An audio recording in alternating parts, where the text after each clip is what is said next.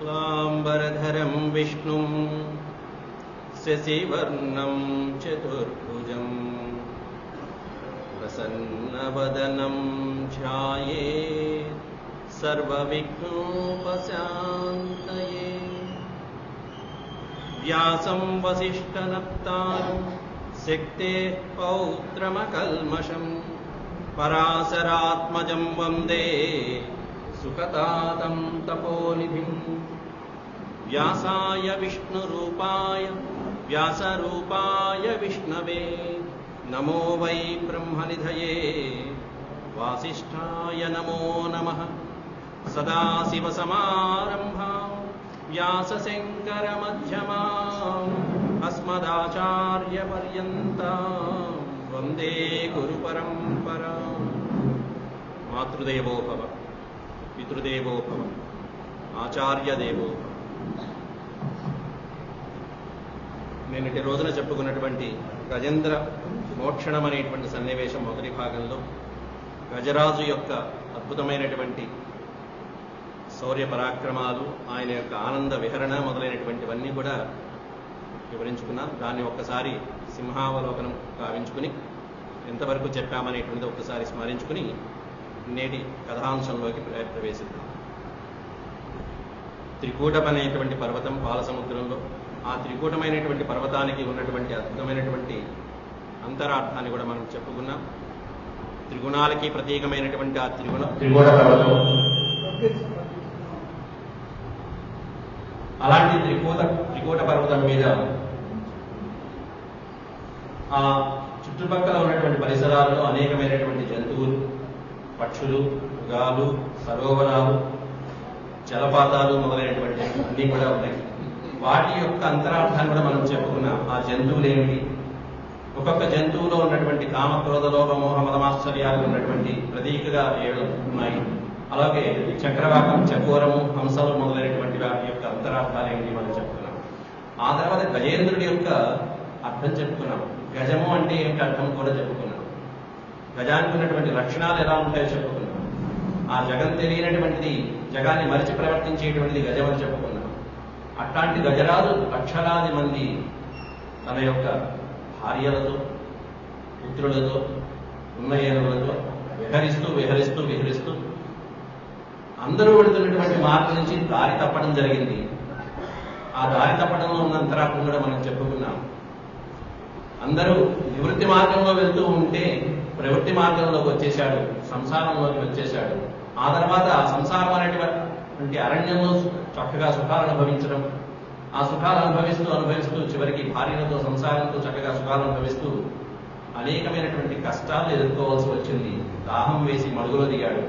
ఆ మడుగు కాసారం అనేటువంటిది, ఆ సరస్సు అనేటువంటిది, ఆ కాసారం ఎలా ఉన్నది అనేది వర్ణించుకున్నాం. సుందరమైనటువంటి రమ్యంగా ఉన్నటువంటి ఆ కాసారంలోకి దాహంగా ఉండి దిగితే ఆ దాహం తీర్చుకోవడానికి వెళ్ళినటువంటి వాడు దాహం తీర్చుకోకుండా ఆ సరస్సులో ఏ విధమైనటువంటి చర్యలు చేపట్టాడు కూడా మనం చెప్పుకున్నాం. ఆ దొండంతో నీళ్లు పూరించడము, పైకి చల్లుకోవడము, గజేంద్రుడు చేసినటువంటి ఆ చేష్టలలో ఉన్నటువంటి అంతరార్థాన్ని కూడా మనం పరిశీలించుకున్నాం. దాంట్లో పూరకము, రేచకము, కుంభకము అనేటువంటి యోగ ప్రక్రియలో ఆ ప్రాణాయామ స్థితిలో ఉన్నటువంటి గజేంద్రుడి యొక్క పరిస్థితిని కూడా మనం వర్ణించుకున్నాం. ఆ నీరు శిరస్సును చల్లుకోవడం మొదలైనటువంటి వాటిలో. అంతకంటే వీటన్నిటికంటే ముందు పోతనామాచుడి యొక్క రచనా పద్ధతి, ఆ శైలి ఎలా ఉన్నది అనేటువంటి మనం చెప్పుకున్నాం. 7 మత్తేభాల్ని ఎలా అయితే మత్తేభేంద్రుడు మడుగదొచ్చిన అనేటువంటి ఒక పదాన్ని పట్టుకుని వరుసగా 7 మత్తేభాల్ని ఎలా ప్రయోగించాడనేటువంటి పోతనామాచుడి యొక్క అద్భుతమైనటువంటి రచనా శైలిని మనం వివరించుకున్నాం. అన్నిటికంటే మధ్యలో రామాయణ ప్రస్తావన చేసుకున్నాం. పోతనామాచుడి యొక్క అద్భుతమైనటువంటి శైలిని వర్ణించుకున్నాం. ఆ విధంగా సరోవరం యొక్క శోభ, ఆ శోభలతో అలరాలేటువంటి ఆ సరోవరాన్ని ఆనందిస్తున్నటువంటి గజరాజు పరివారంతో ఆనందిస్తూ ఉంటే ఆ గజరాజుకి ఆ పద్మాలు ఆ సరోవరంలో ఉన్నటువంటి నీటి తుంపర్లు అలా చక్కగా సేద తీరుస్తున్నాయి, శరీరం మీద పడుతున్నాయి, ఆ నోట్లో పడుతున్నాయి. వాటిని అన్నింటినీ ఆస్వాదించాడు, తాగాడు, ఆనందంగా తిరిగాడు చక్కగా. తొండంబులను పూరించుచు గండంబులను జల్లుకొనుచు గడగడ రవముల్ మెండుకొన వలుద కడుపులు నిండన్ వేదొండ కోటి నీరుంద్రావెన్ అనేటువంటి పద్యం చెప్పుకున్నాం.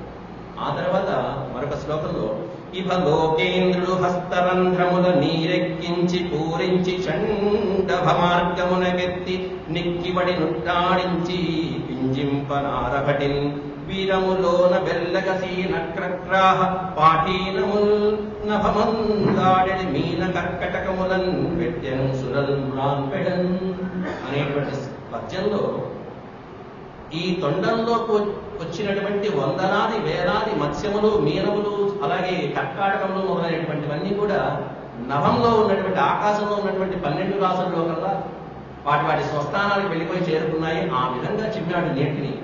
పైన 12 రాసులు అంటే 12 రాసులు ఈ తొండంలోంచి వచ్చినటువంటి నీటితో పాటు వచ్చినటువంటి ఆ మీనములు, కర్కాటకములు మొదలైనటువంటివన్నీ పైన వాటి స్వస్థానాలకు చేరుకున్నాయని చెప్పి వర్ణించాడు. ఆ విధంగా ఉంది ఆ గజేంద్రుడి యొక్క ధాటి, ప్రవాహము, వీరత్వము. అట్లా అయితే ఇట్లాంటి గజరాజుని లక్షలాది మంది భార్యలు సేవిస్తున్నారు ఆ సరోవరంలో.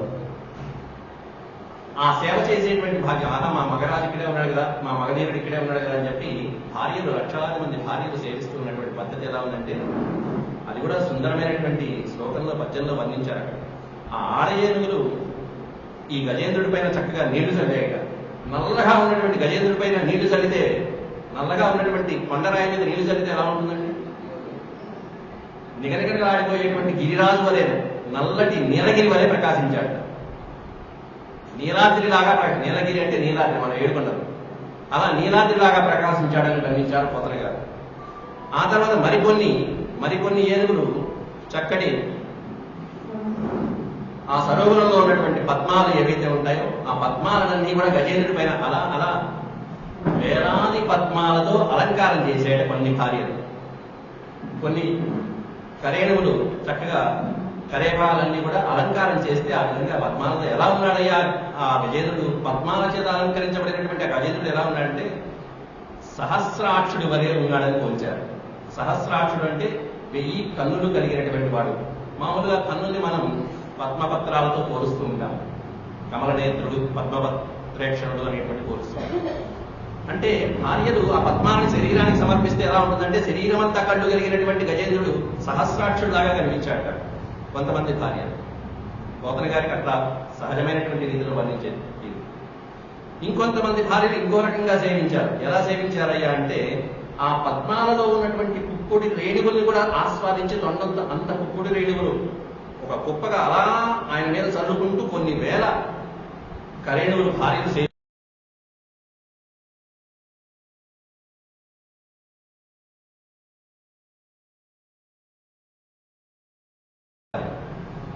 ఇంకొన్ని ఏనుగులు ఎలా సేవించాయంటే అద్భుతమైనటువంటి ఆ కలువల యొక్క తామర తూండ్లు, లోపల ఉన్నటువంటి దారాలు, కలువల తూండ్లు మాత్రమే స్వామికి సమర్పించినట్టుగా సమర్పించాయట. అది ఎలా ఉందయ్యా అంటే చూడటానికి గజరాజు సర్పహారం ధరించినటువంటి పరమశివుడిగా వెలుగొందాడు. ఎందుకంటే సర్పాల తామరతుడులాగా చుట్టుకుని ఉంటాయి కాబట్టి అలా తామరతుడుతో కలిగినటువంటి సర్పహారం కలిగినటువంటి శివుడిలాగా శోభాయమానంగా ఉన్నాడు. ఇంకొంతమంది భార్యలు, కొన్ని వేలాది మంది భార్యలు మిలమిలా మెరిసేటువంటి ముత్యాల చిప్పలు ఆ సరోవరం నుంచి తీసి ఆ గజేంద్రుడికి సమర్పిస్తూ ఉంటే ఈ ముత్యాల చిప్పల యొక్క అద్భుతమైనటువంటి కాంతి, వాటి యొక్క ప్రకాశత్వంలో ఆ గజేంద్రుడు ఎలా ఉన్నాడంటే మెరుపు తీగలతో కూడినటువంటి మేఘం వలె ఉన్నట్టు. మేఘం నల్లగా ఉంటుంది, ఆ మేఘంలో ఈ ముత్యాల చిప్పలు మెరుపు తీగల్లా ఉన్నాయి. ఈ విధంగా వర్ణించుకుంటూ వెళ్ళారు ఒక పద్యంలో.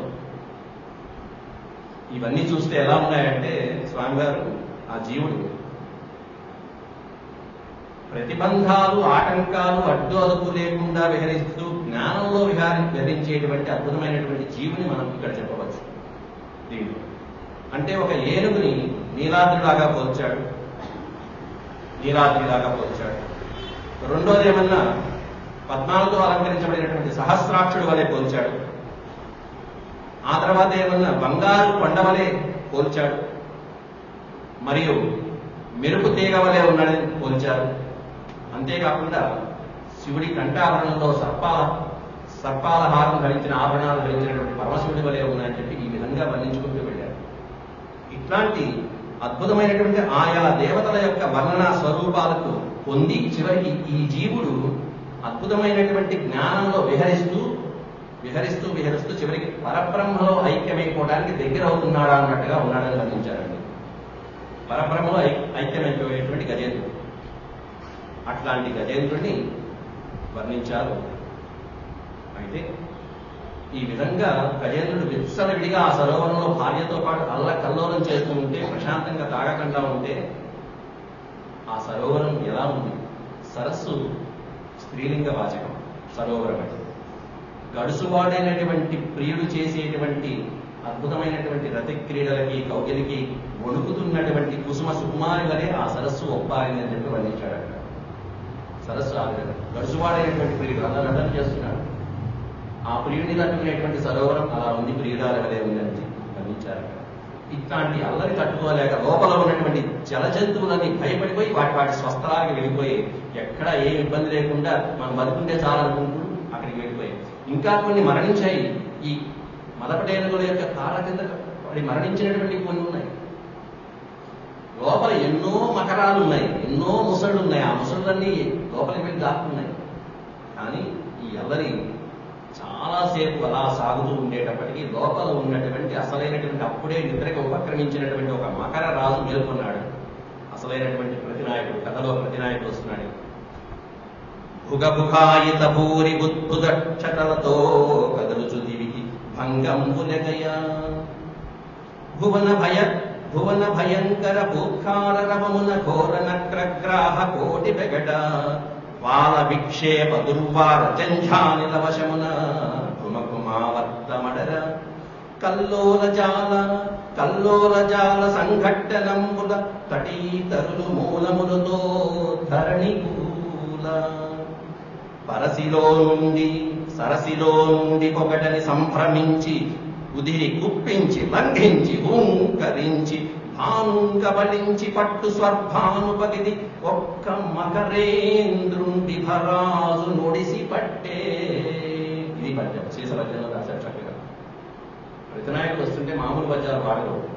కందం రాస్తాను, తేడగిది రాస్తానంటే కుదరదు. మనకి చూడండి, మంచి మంచి నాటకాలు వేసినప్పుడు, లేకపోతే మనం చలనచిత్రాలు చూస్తున్నప్పుడు కూడా ప్రతినాయకుడి యొక్క ఎంట్రన్స్ ఎలా ఉంటుంది, ఎంత గంభీరంగా ఉంటుంది, ఎంత భయంకరంగా ఉంటుంది. చూసినటువంటి వాళ్ళకి ప్రేక్షకులకు అమ్మో వీడు అమ్మో వస్తున్నాడు, రావణాసుడు వస్తున్నాడు అమ్మో అనుకునేట్టుగా ఉండాలి. అమ్మో గడుపుగా వస్తున్నాడు, భయంకరంగా ఉండాలి. ఆ భయంకరమైనటువంటి పదాలు ప్రయోగించారు ఇక్కడ కూడా పొగర గారు. భుగభుగాయిత వస్తున్నటువంటి ఆ జలంలో ఎక్కడో పాతాళంలో ఉన్నట్టుగా ఉన్నాడు. ఆ సరోవరం చాలా పెద్దది. లేకపోతే లక్షలాది ఏరువులు లోపలికి ఎలా ప్రవేశిస్తాయి? మన ఊళ్ళలో ఉండే చెరువులు కాదే, ఆ అరణ్యాలది. కాబట్టి అంతటి ఆ అరణ్యంలో ఇన్ని లక్షలాది మంది పెట్టేటువంటి సరోవరంలో ఈ ఏనుగుకి సరి అయినటువంటి ప్రతినాయకుడు ఆ ముసలి. అట్లాంటి ముసలి బయలుదేరింది. ఆ గజరాజు సరస్సులో ఈ విధంగా క్రీడిస్తూ ఉంటే మడుగులో ఒక మూల దాగి ఉన్నటువంటి ముసలిరాజు అతను చూశాడు. ఈయన గజరాజు, అక్కడేమన్నా ముసలిరాజు మకరేంద్రుడు. భుగభుగమనేటువంటి చప్పుళ్లతో పైకి పెద్ద పెద్ద బుడగలతో పైకి లేసుకుంటూ, ఆ లేస్తున్నప్పుడు పైకి లేచినటువంటి అలలు ఆకాశాన్ని అంటుతున్నాయా అన్నట్టుగా లేస్తున్నట్ట. సరోవరంలో ఉన్నటువంటి లేచినటువంటి అలలు ఆకాశాన్ని అంటున్నట్టుగా లేచాయి. అంతేకాకుండా పెద్దగా ఒక్కసారిగా వస్తూ పూత్కారం చేసుకుంటూ ఆ వదిలినటువంటి గాలి, ఆ గాలి వలన లోపల ఉన్నటువంటి సరోవరంలో సుడిగుండాలు మొదలైనటువంటి ఏర్పడి పైకి లేచి అలా ఒక్కసారిగా తోక దాడించాడు. ఆ తోక విదురుడికి, ఆ అలల తాకిడికి పైన ఉన్నటువంటి ఆ తీరంలో ఉన్నటువంటి గట్టు మీద ఉన్నటువంటి చెట్లన్నీ కూడా కూకటి వేళ్లతో నశించిపోయినాయి. తోక జాడిస్తే, ముసలి తోక జాడిస్తే ఆ అలల ప్రవాహం వచ్చి ఆ సరోవరం యొక్క నీటి ప్రవాహానికి గట్టు ఉన్నటువంటి మహావృక్షాలు వేళ్లతో పాటుగా తగ్గిపోతే, పడిపోతే ఆ ముసలి యొక్క తోక ప్రభావం అలా ఉంటుంది. ఇంకా ముసలి ప్రభావం ఎలా ఉంటుందో ఊహించుకోండి. నిన్న మనం చెప్పుకున్నాం, ఉన్న ఏనుగులే అలా ఉంటే మహా ఏనుగులు ఇంకెలా ఉంటాయని చెప్పి మనం చెప్పుకున్నాం. అట్లా చివరి పాదంలో, మూడో పాదంలో అద్భుతమైనటువంటి ప్రయోగం చేశారు. ఏంటంటే చివరి పాదంలో ఎడగి భాను కబలించి పట్టు స్వర్భానుపగిది. భానుడు అంటే సూర్య భగవాను పట్టుకునేటువంటి రాహుగ్రహం ఆవరించినట్టుగా. రాహు స్వర్భాను అంటే రాహు సూర్యచంద్రుని పట్టుకుంటూ ఉంటాడు. మాకు సుభాషణలో శ్లోకం చక్కగా ఉంటుంది. సులభంగా ఉంటే రాహు చంద్రుడిని ఏమన్నా సంవత్సరానికి 2 సార్లు కనీసం పట్టుకుంటాడు. సూర్యుడిని ఏమన్నా 2 ఏళ్ళకి ఒకసారి పట్టుకుంటూ ఉంటాడు రాహుగ్రహం. ఎందుకయ్యా ఏమిటి అదంతా పార్షియాలిటీ అదేంటి? చంద్రుడిని 2 సార్లు పట్టుకోవడం ఎందుకు? సంవత్సరానికి 2 సార్లు పట్టుకునే కూడా మరి సూర్యుడు అంటే ఆయన కడుచువాడు, సూర్యుడు జోలికి వెళ్ళాడు. మెత్తగా ఉంటే ఎవడైనా మొట్టికాయ వేస్తూ ఉంటాడు. అందువల్ల అందరితో మొట్టిగా మెత్తగా ఉండకూడదని చెప్పడానికి ఒక సుభాషిత శ్లోకంలో ఇట్లా చెప్తారు. కాబట్టి రాహు సులభంగా ఉండే చంద్రుడిని ఎక్కువసార్లు గ్రహిస్తూ ఉంటాడు, కానీ సూర్యుడి పక్కన ఎక్కువ జోలికి వెళ్ళడు. ఎందుకంటే ఆయన కఠినాత్ముడు, మండిపోతూ ఉంటాడు తేజస్యాన్ని. కాబట్టి ఎప్పుడో ఒకసారి పట్టుకుంటూ ఉంటాడు. ఇక్కడ కూడా చెప్పినటువంటి విషయం ఏంటంటే స్వర్భానుపగి, ఆ రాహు చేత కబలించబడినటువంటి సూర్యుడిలాగా. సూర్యుడు ఎందుకు పోల్చాడు, చంద్రుడిని ఎందుకు పోల్చలేదంటే అక్కడ నాయకుడిని పోల్చేటప్పుడు చంద్రబింబంలాగా ఉన్నాడు, తీగలాగా ఉన్నాడని ఎవరో ఏకని పోల్చరు. తేజస్సుతో మండిపోతూ ఉండేటువంటి మంచి వీర ప్రతాపం కలిగినటువంటి గజేంద్రుడు ఆయన. కాబట్టి ఆ గజేంద్రుడిని మింగటానికి వచ్చినటువంటి, ఆ సూర్యుడిని మింగటానికి వచ్చినటువంటి రాహులాగా ఉన్నాడని చెప్పి పోల్చారు పోతన గారు. మీరు ఈ ఒక్క పదాన్ని మీరు గ్రహిస్తే ఒక అద్భుతమైన సన్నివేశం తెలుసుకోవచ్చు. ఎప్పుడైనా రాహు పట్టుకున్నాడంటే పూర్తిగా మింగడు దాని అర్థం. అంటే కాసేపు అయిన తర్వాత పట్టు విడుపు 2 ఉంటాయన్నమాట. విడుపు ఉంటుంది తప్పకుండా. అంటే మకరం పట్టుకుంది అంటే కాసేపటికి తప్పకుండా మకరం చేతి నుంచి విడిపించబడతాడు అని పోతన గారు ముందే పేపర్ లీక్ చేసినట్టుగా ఆ పదంలో హింట్ చేశారు. అలా అద్భుతమైనటువంటి ఆ పదాల ప్రయోగం అనేటువంటిది ఆ ఉపమానాలు అలా ఉంటూ ఉంటాయి. కాబట్టి వెంటనే ముసలి పట్టుకుంది అని చెప్పి అనుకున్నాడు. ఏమాత్రం సంకోచించకుండా గజేంద్రుడు తొండంతో ఒక్కసారిగా మకరానికి కొట్టుడు కొట్టాడు. ఒక్క దెబ్బ తొండంతో కొడితే మకరం మళ్ళీ లోపలికి వెళ్ళి మళ్ళీ పైకి వచ్చింది. ఒక్క దెబ్బకి అంత దెబ్బ కొట్టాడు తొండంతో. మకరం కాస్త కిందకి వెళ్ళింది, కానీ అన్ను కొట్టాడే ఓ గడుచువాడే అని చెప్పి అనుకుంది. మళ్ళీ లోపలికి వచ్చింది. ఇక ఆ తర్వాత తొందరగా తేరుకుని ఆ ఏరుగుని యొక్క ముందరి కాళ్ళని పట్టుకుంది. ఆ ముసలి గజేంద్రుడి యొక్క కాళ్ళు పట్టుకోగానే మళ్ళీ ఈసారి తొండం కాదు, తనకున్నటువంటి అద్భుతమైనటువంటి దంతాలతో ముసలి యొక్క పొసులు, ఆ పైన ఉండేటువంటి చర్మం పైన ఉండేటువంటి పొలుసుల పైనుంచి అలా ఒక్కసారిగా పొడిచి వేశాడు. ఆ ముసలి మొత్తం కింద నుంచి పైకి లేచింది ఒకసారి ముసలి. అంతటి ముసలిని ఒకసారి పైకెత్తాడు. ఆ దంతాలు అంతటి భయంకరమైనటువంటి గజేంద్రం తన పదునైనటువంటి దంతాలతో గుచ్చితే మకరానికి పొలుసు ఊడిందంటే, ఒక పొలుసు ఊడింది అంటే దాని లోపల కూడా దిగల, చర్మం లోపల కూడా దిగల దంతం. అంటే ఆ మకర రాజు ఇంకెంత పటిష్టంగా ఉన్నాడు చూడండి. ఈ గజేంద్రుడి శక్తి సామర్థ్యాలు ఎలా ఉంటుంది నిన్న మనం చెప్పుకున్నాం. ఈ మకరేంద్రుడు ఈ నాయకుడికి సరి అయినటువంటి ప్రతి నాయకుడు.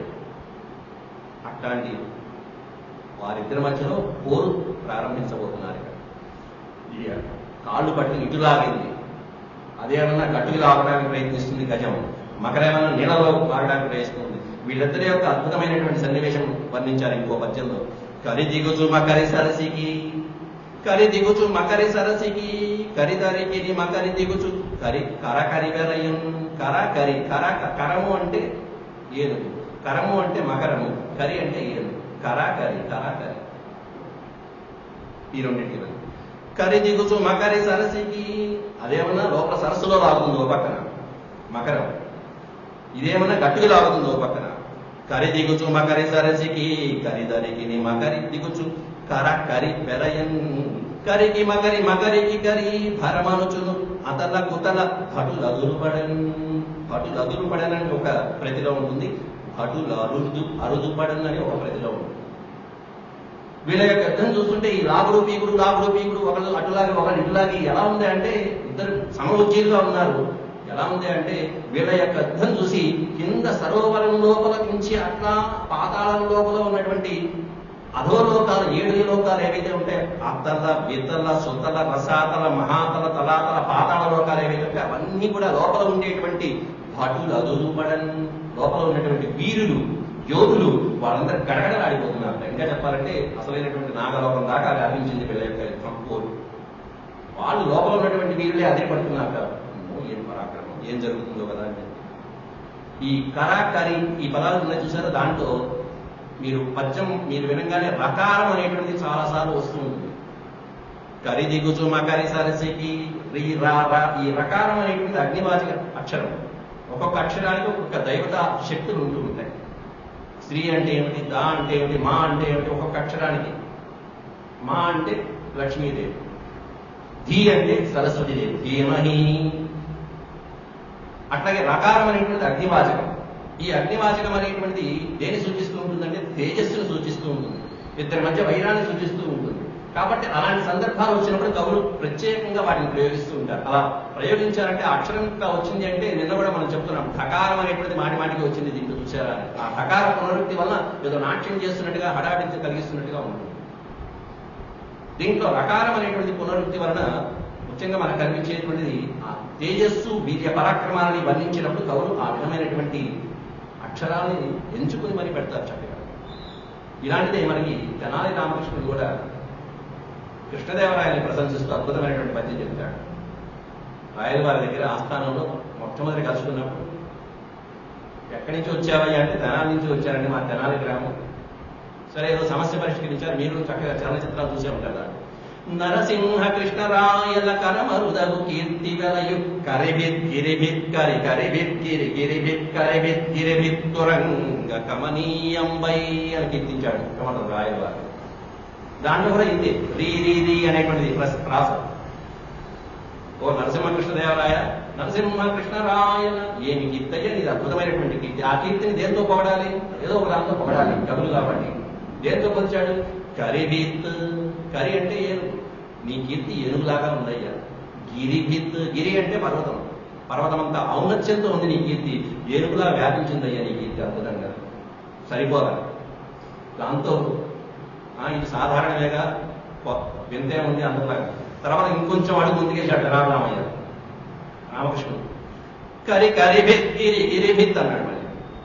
అంటే కరులకే కరి, ఏనుగులకి ఏనుగు ఐరావతం. గిరి గిరిభిత్ పర్వతాలకే పర్వతం, హిమవత్ పర్వతం. అలా ఉందండి మీ పదం. అంటే ఏనుగులకే ఏనుగు అంటే చక్కగా ఐరావతం తెల్లగా స్వచ్ఛంగా, కీర్తిని స్వచ్ఛమైనటువంటి రంగుతో పోలుస్తారు. స్వచ్ఛమైనటువంటి ఏ మల్లె పువ్వు లేకపోతే చందమామో లేకపోతే వెన్నెలో ఇట్లా పోలుస్తుంటారు కీర్తి. కాబట్టి నీ స్వచ్ఛమైనటువంటి ఐరావతంలో ఉంది, స్వచ్ఛమైనటువంటి హిమవత్ పర్వతం లాగా ఉందా అంటే ఈ విధంగా పోల్చేటువంటి పద్ధతి. ఆ తేజస్సు ఆ ప్రతాపము చెప్పేటప్పుడు కవులు ఈ రకారాన్ని వాడినట్టుగా మనకి ఈ పద్యాన్ని బట్టి మనం తెలుసుకోవచ్చు. ఇది పోతనమాచులు వాడినటువంటి ఒక ప్రయోగం. అలాగే మొసలి కాస్త ఆ మడుగులోకి ఏనుగుని లోపలికి ఇచ్చింది, ఏనుగు ఏమైనా తట్టుపైకి లాగింది. వీళ్ళిద్దరూ కూడా ఈ యొక్క ప్రతాపంతో కింద ఉన్నటువంటి అధోలోకాలన్నీ కూడా ఆశ్చర్యపడిపోతుంటే ఏనుగు ముసలికి ఇక ఒకదానికొకటి పౌరుషం పెరుగుతున్నాయి తప్ప ఎవరు బలవంతులు అనేటువంటిది వెంటనే తెలుసుకోలేదు. పౌరుషం పెరుగుతూ ఉంటుంది. నేనేమిటి ఒక పక్కన పైగా ఈ మకరేంద్రుడి గజేంద్రుడికి మన పక్కన వెనకాల ఫ్యామిలీ అంతా ఉంది ఇక్కడ. వాళ్ళ ముందు అదొక రకమైన ప్రెస్టేజ్ ఇష్యూ. జాగ్రత్త చూసుకోవాలి, నేను తగ్గితే ఎట్లా, నేను ఓడిపోతే ఎట్లా. కాబట్టి అసలు పైగా కొండంని కూడా పిండి చేసేటువంటి ఏనుగులు అవన్నీ. అట్లాంటి ఏనుగు ఒక ముసలితోన ఇదంతా నాకు అని చెప్పనేటువంటి విధంగానే ప్రయత్నించింది పాపం. గజేంద్రుడు ఆ విధంగానే ప్రయత్నించాడు. ఎలా ఉన్నాయంటే ఓ సింహం మరో సింహంతో, ఓ కొండ మరో కొండతో, ఓ సింహి ఇంకొక జంతువు ఇంకో జంతువుతో ఈ విధంగా పోట్లాడుతున్నట్టుగానే ఉన్నాయి. అంత భయంకరంగా పోట్లాడుతుంటే ఆ మధ్యలో వీటి మధ్యలో ఉన్నటువంటి ఆ నదులు, ఆ జలపాతాలు అనేటువంటివన్నీ ఆ నురుగులు లేచి ఆకాశాన్ని తాకినట్టుగా ఉంది. ఆ యుద్ధంలో నెత్తులు కారెట్టు కొట్టుకుంటున్నారు, శరీర భాగాలని నుగ్గు నుగ్గైపోతున్నాయి ఒక్కొక్కటి. ఆ విధంగా వదలకుండా కొట్టుకుంటున్నారు వాళ్ళిద్దరు కూడా. నీళ్లు వేగంగా సుడులు తిరుగుతున్నాయి. ఆ నీళ్ళ తాగటి మొసళ్ళు, తాబేళ్లు, ఎండ్రకాయలు, చేపలు, ఈ జల జంతువులు ఏవైతే ఉన్నాయో అవి ప్రాణాలు కోల్పోతున్నాయి. అమాయకమైనటువంటి ప్రాణి కూడా అంతా నశించింది జలపాతంలో వీళ్ళిద్దరి యొక్క యుద్ధం వలన. అట్లా ఒకదాని దెబ్బకు ఇంకోటి అలా కొట్టుకుంటూ ఉంటే నిద్ర లేకుండా చాలా కాలం కొట్టుకున్నారు. పగలు రాత్రి తేడా లేకుండా కొట్టుకున్నారని కూడా వర్ణించాడు అక్కడ పోతన గారు. గజేంద్రుడు ఎంత మకరేంద్రుడు కొట్టినప్పటికీ ఆ కొట్టిన దెబ్బ కన్నా ఇంకాస్త ప్రతీకారం తీర్చుకోవడానికి మకరంతో యుద్ధం చేస్తూనే ముందుకు దూకాడు. ఆ విధంగా యుద్ధం చేస్తున్నప్పుడు అతని పరాక్రమాన్ని, గజేంద్రుడి యొక్క పరాక్రమాన్ని చూసి అనేకమైనటువంటి ఈ మకరాలు, మీనాలన్నీ కూడా ఆకాశంలో ఉన్న మకరం, మీన, కర్కాటక రాశులు అనేటువంటివి ఒక్కసారిగా సూర్యమండలంలోకి దాక్కున్నాయని చెప్పి వర్ణించాడు. నిన్న చెప్పుకున్నటువంటి మాట సరోవరంలో ఉన్నటువంటి చేపలు, వృశ్చికములు మొదలైనటువంటివన్నీ ఎగిరి రాసుల్లో ప్రవేశించాయని చెప్పుకున్నాం. కానీ ఇప్పుడు కాదు. ఇప్పుడు చెప్తున్నది ఏంటంటే పైన ఉన్నటువంటి ద్వాదశ రాసుల్లో ఉన్నటువంటివి ఏవైతే మీన, మకర, కర్కాటకాలు ఏవైతే ఉన్నాయో, మీన, మకర, కర్కాటకాలు ఇవన్నీ కూడా ద్వాదశ రాసుల్లోంచి కూడా తప్పుకుని సూర్యమండలంలో ప్రవేశించి దాక్కున్నాడు. సూర్యుడి వెనకాల దాక్కున్నాయి. అయ్యా ఇక్కడ ఏదో గొడవ జరుగుతుంది, మా మీద వస్తుందేమో మేము దాక్కుంటామని చెప్పి వాళ్ళు దాక్కున్నారు. ఆటో పంపున చిమ్ము రొమ్ము గల వజ్రాభీల దంతంబులం దాటించున్ మెడ చుట్టి పట్టి హరిదోర్దండాహ సుంధాతిహం నీటన్ మాటికి మాటికి దిగువగా నీరాటమున్నీటి పోరాటం నోటమి పాటు చూచుట కరణ్యాటంబు వాచాటమై అంటూ ఆ ముసలి కూడా ఓడించడానికి, గజేంద్రుడిని ఓడించడానికి అనేకమైనటువంటి ప్రయత్నాలు చేస్తుంటే గజరాజు కూడా మకరాన్ని ఒడిసి పట్టి దాన్ని విసిరేసి పైకెత్తి కొట్టి కొమ్ములతో దంతాలతో పొడి చేసి ఈ విధంగా గజేంద్రుడు కూడా ఇంద్రుని యొక్క భుజం వంటి తన యొక్క బలమైనటువంటి తొండాలతో కొట్టడము, కాళ్ళతో తొక్కడము మొదలైనటువంటివన్నీ కూడా తొండంతో పట్టుకుని మెడని విసిరి కొట్టి మకరాన్ని అలాంటి ప్రయత్నాలు కూడా చేశాడు. పాపం ముందు తన వంతు తాను ప్రయత్నం చేశాడు. ఆ సమయంలో ముసలితో పోరాడుతున్నటువంటి ఆ గజరాజుని ఒంటరిగా విడిచిపెట్టి వెళ్ళడానికి వెనకాల భార్యలందరూ భయపడిపోతున్నారు. ఈ వీళ్ళ యుద్ధం చూసేటప్పటికీ మన యొక్క మగధీరుడైనటువంటి భర్త ఇంత గజేంద్రుడి యొక్క పౌరుష సాహసాలు మనకు తెలిసినవి. అట్టాంటి మకరేంద్రుడికి ఇంత సమయం పట్టింది అంటే, అట్టాంటి గజేంద్రుడికి ఈ యుద్ధం ఇంతసేపు పట్టింది అంటే ఉన్నటువంటి మకరేంద్రుడు ఆ ముసలి సాధారణమైనటువంటి ముసలి కాదు, కాబట్టి మనం రక్షించలేము, మన స్థాయి కాదు అని అర్థం చేసుకుని ఒడ్డున ఉన్నటువంటి భార్యలు ఆ కరిణములన్నీ కూడా ఒడ్డునే ఉండి వదలకుండా చూస్తున్నాయి. అంటే కొన్ని వెళ్ళిపోతాయి, అమ్మో ముసలి అని చెప్పి వెళ్ళిపోయే కొన్ని ఉంటాయి, కానీ భార్యను వదిలిపెట్టలా. వదిలిపెట్టకుండా అక్కడే ఒడ్డున ఉండి తోడుగా, భర్తకి తోడుగా ఉండి చూస్తున్నాయి. సింహము వలె ఒక్కసారిగా ముసలి హుంకరించింది. ఇంతసేప నాకు ఇంతవరకు ఏ ప్రాణితో ఇంత యుద్ధం సాగలేదే, అట్లాంటిది దీంతో నేను ఇంత యుద్ధం చేయడం ఏమిటని చెప్పి ముసలికి పౌరుషం పొడుచుకొచ్చింది. ఇందా గజేంద్రుడికి పౌరుషం పొడుచుకొచ్చింది, ఇప్పుడు ముసలికి వచ్చింది ఆ పౌరుషం. నేను ఇంతసేపు యుద్ధం, ఒక ఏనుగును పట్టుకోవడానికి నాకు ఇంతసేపా అని చెప్పి ఒక్కసారిగా హుంకరించి, సింహం హుంకరిస్తే ఎట్లా ఉంటుందో, సింహం గర్జిస్తే ఎలా ఉంటుందో అట్టా ఒక్కసారిగా శ్వాస చేసి హుంకరించింది. ఒక్క ఉదుకున ఆ ఏనుగు యొక్క కుంభస్థలం మీదకి ఉరికి అక్కడ కుంభస్థలాన్ని కాస్త తన పళ్ళతో కొరికేసి కింద కాళ్ళని పట్టుకుని పాదాల నడుములు దూరి అటు ఇటు తిరుగుతూ కింద ఏనుగు యొక్క పాదాలకి కింద మనకి గోళ్ళు ఉన్నట్టుగానే పాదాల దగ్గర కింద గోళ్ళు ఉంటాయి. ఏనుగు శరీరం అంతా కూడా కఠినంగా ఉండొచ్చు, కానీ ఏనుగుకి కూడా ఒక చోట సున్నితమైన ప్రదేశం ఉంటుంది. అదేమిటంటే ఆ గోళ్ల ప్రదేశం. ఆ పాదాల దగ్గర గోళ్లుగా ఉండేటువంటి ప్రదేశం సున్నితంగా ఉంటుంది. అక్కడ కనుక కొరిగింది అంటే కిలకిల్లా ఆడిపోతుంది ఆ గజేంద్రం. ప్రతివాడికి ఒక నెగిటివ్ పాయింట్ ఉంది. ఎన్ని ప్లస్ పాయింట్స్ ఉన్నా ఒక నెగిటివ్ పాయింట్ ఉంది. అది పట్టుకుంటే చాలు మనం గెలవాలి అంటే, పోటీ పరీక్షలో గెలవాలంటే, పక్కవాడిని ఓడించాలంటే. అట్లాంటిది ఆ మకరం అక్కడ కొరకడం, ఆ 4 పాదాల దగ్గర ఉన్నటువంటి ఆ సున్నితమైనటువంటి ప్రదేశాన్ని కొరకడం, ముందు కొరకడం, ఆ తర్వాత మధ్యలోంచి వెనక్కి వెళ్ళటం, అంతకంటే పైకి లేచి దాని యొక్క తోకని కొరికేయడం, దానికి నాకు పారేసి పళ్ళ మధ్యలో పెట్టేసి తోకని గిలగిలాడిపోతుంది. అంతకంటే అద్భుతమైనటువంటి విషయం ఏంటంటే ముసలి ఇప్పటిదాకా చేసిన ప్రయత్నాన్ని అధిగమించి ఇంకొక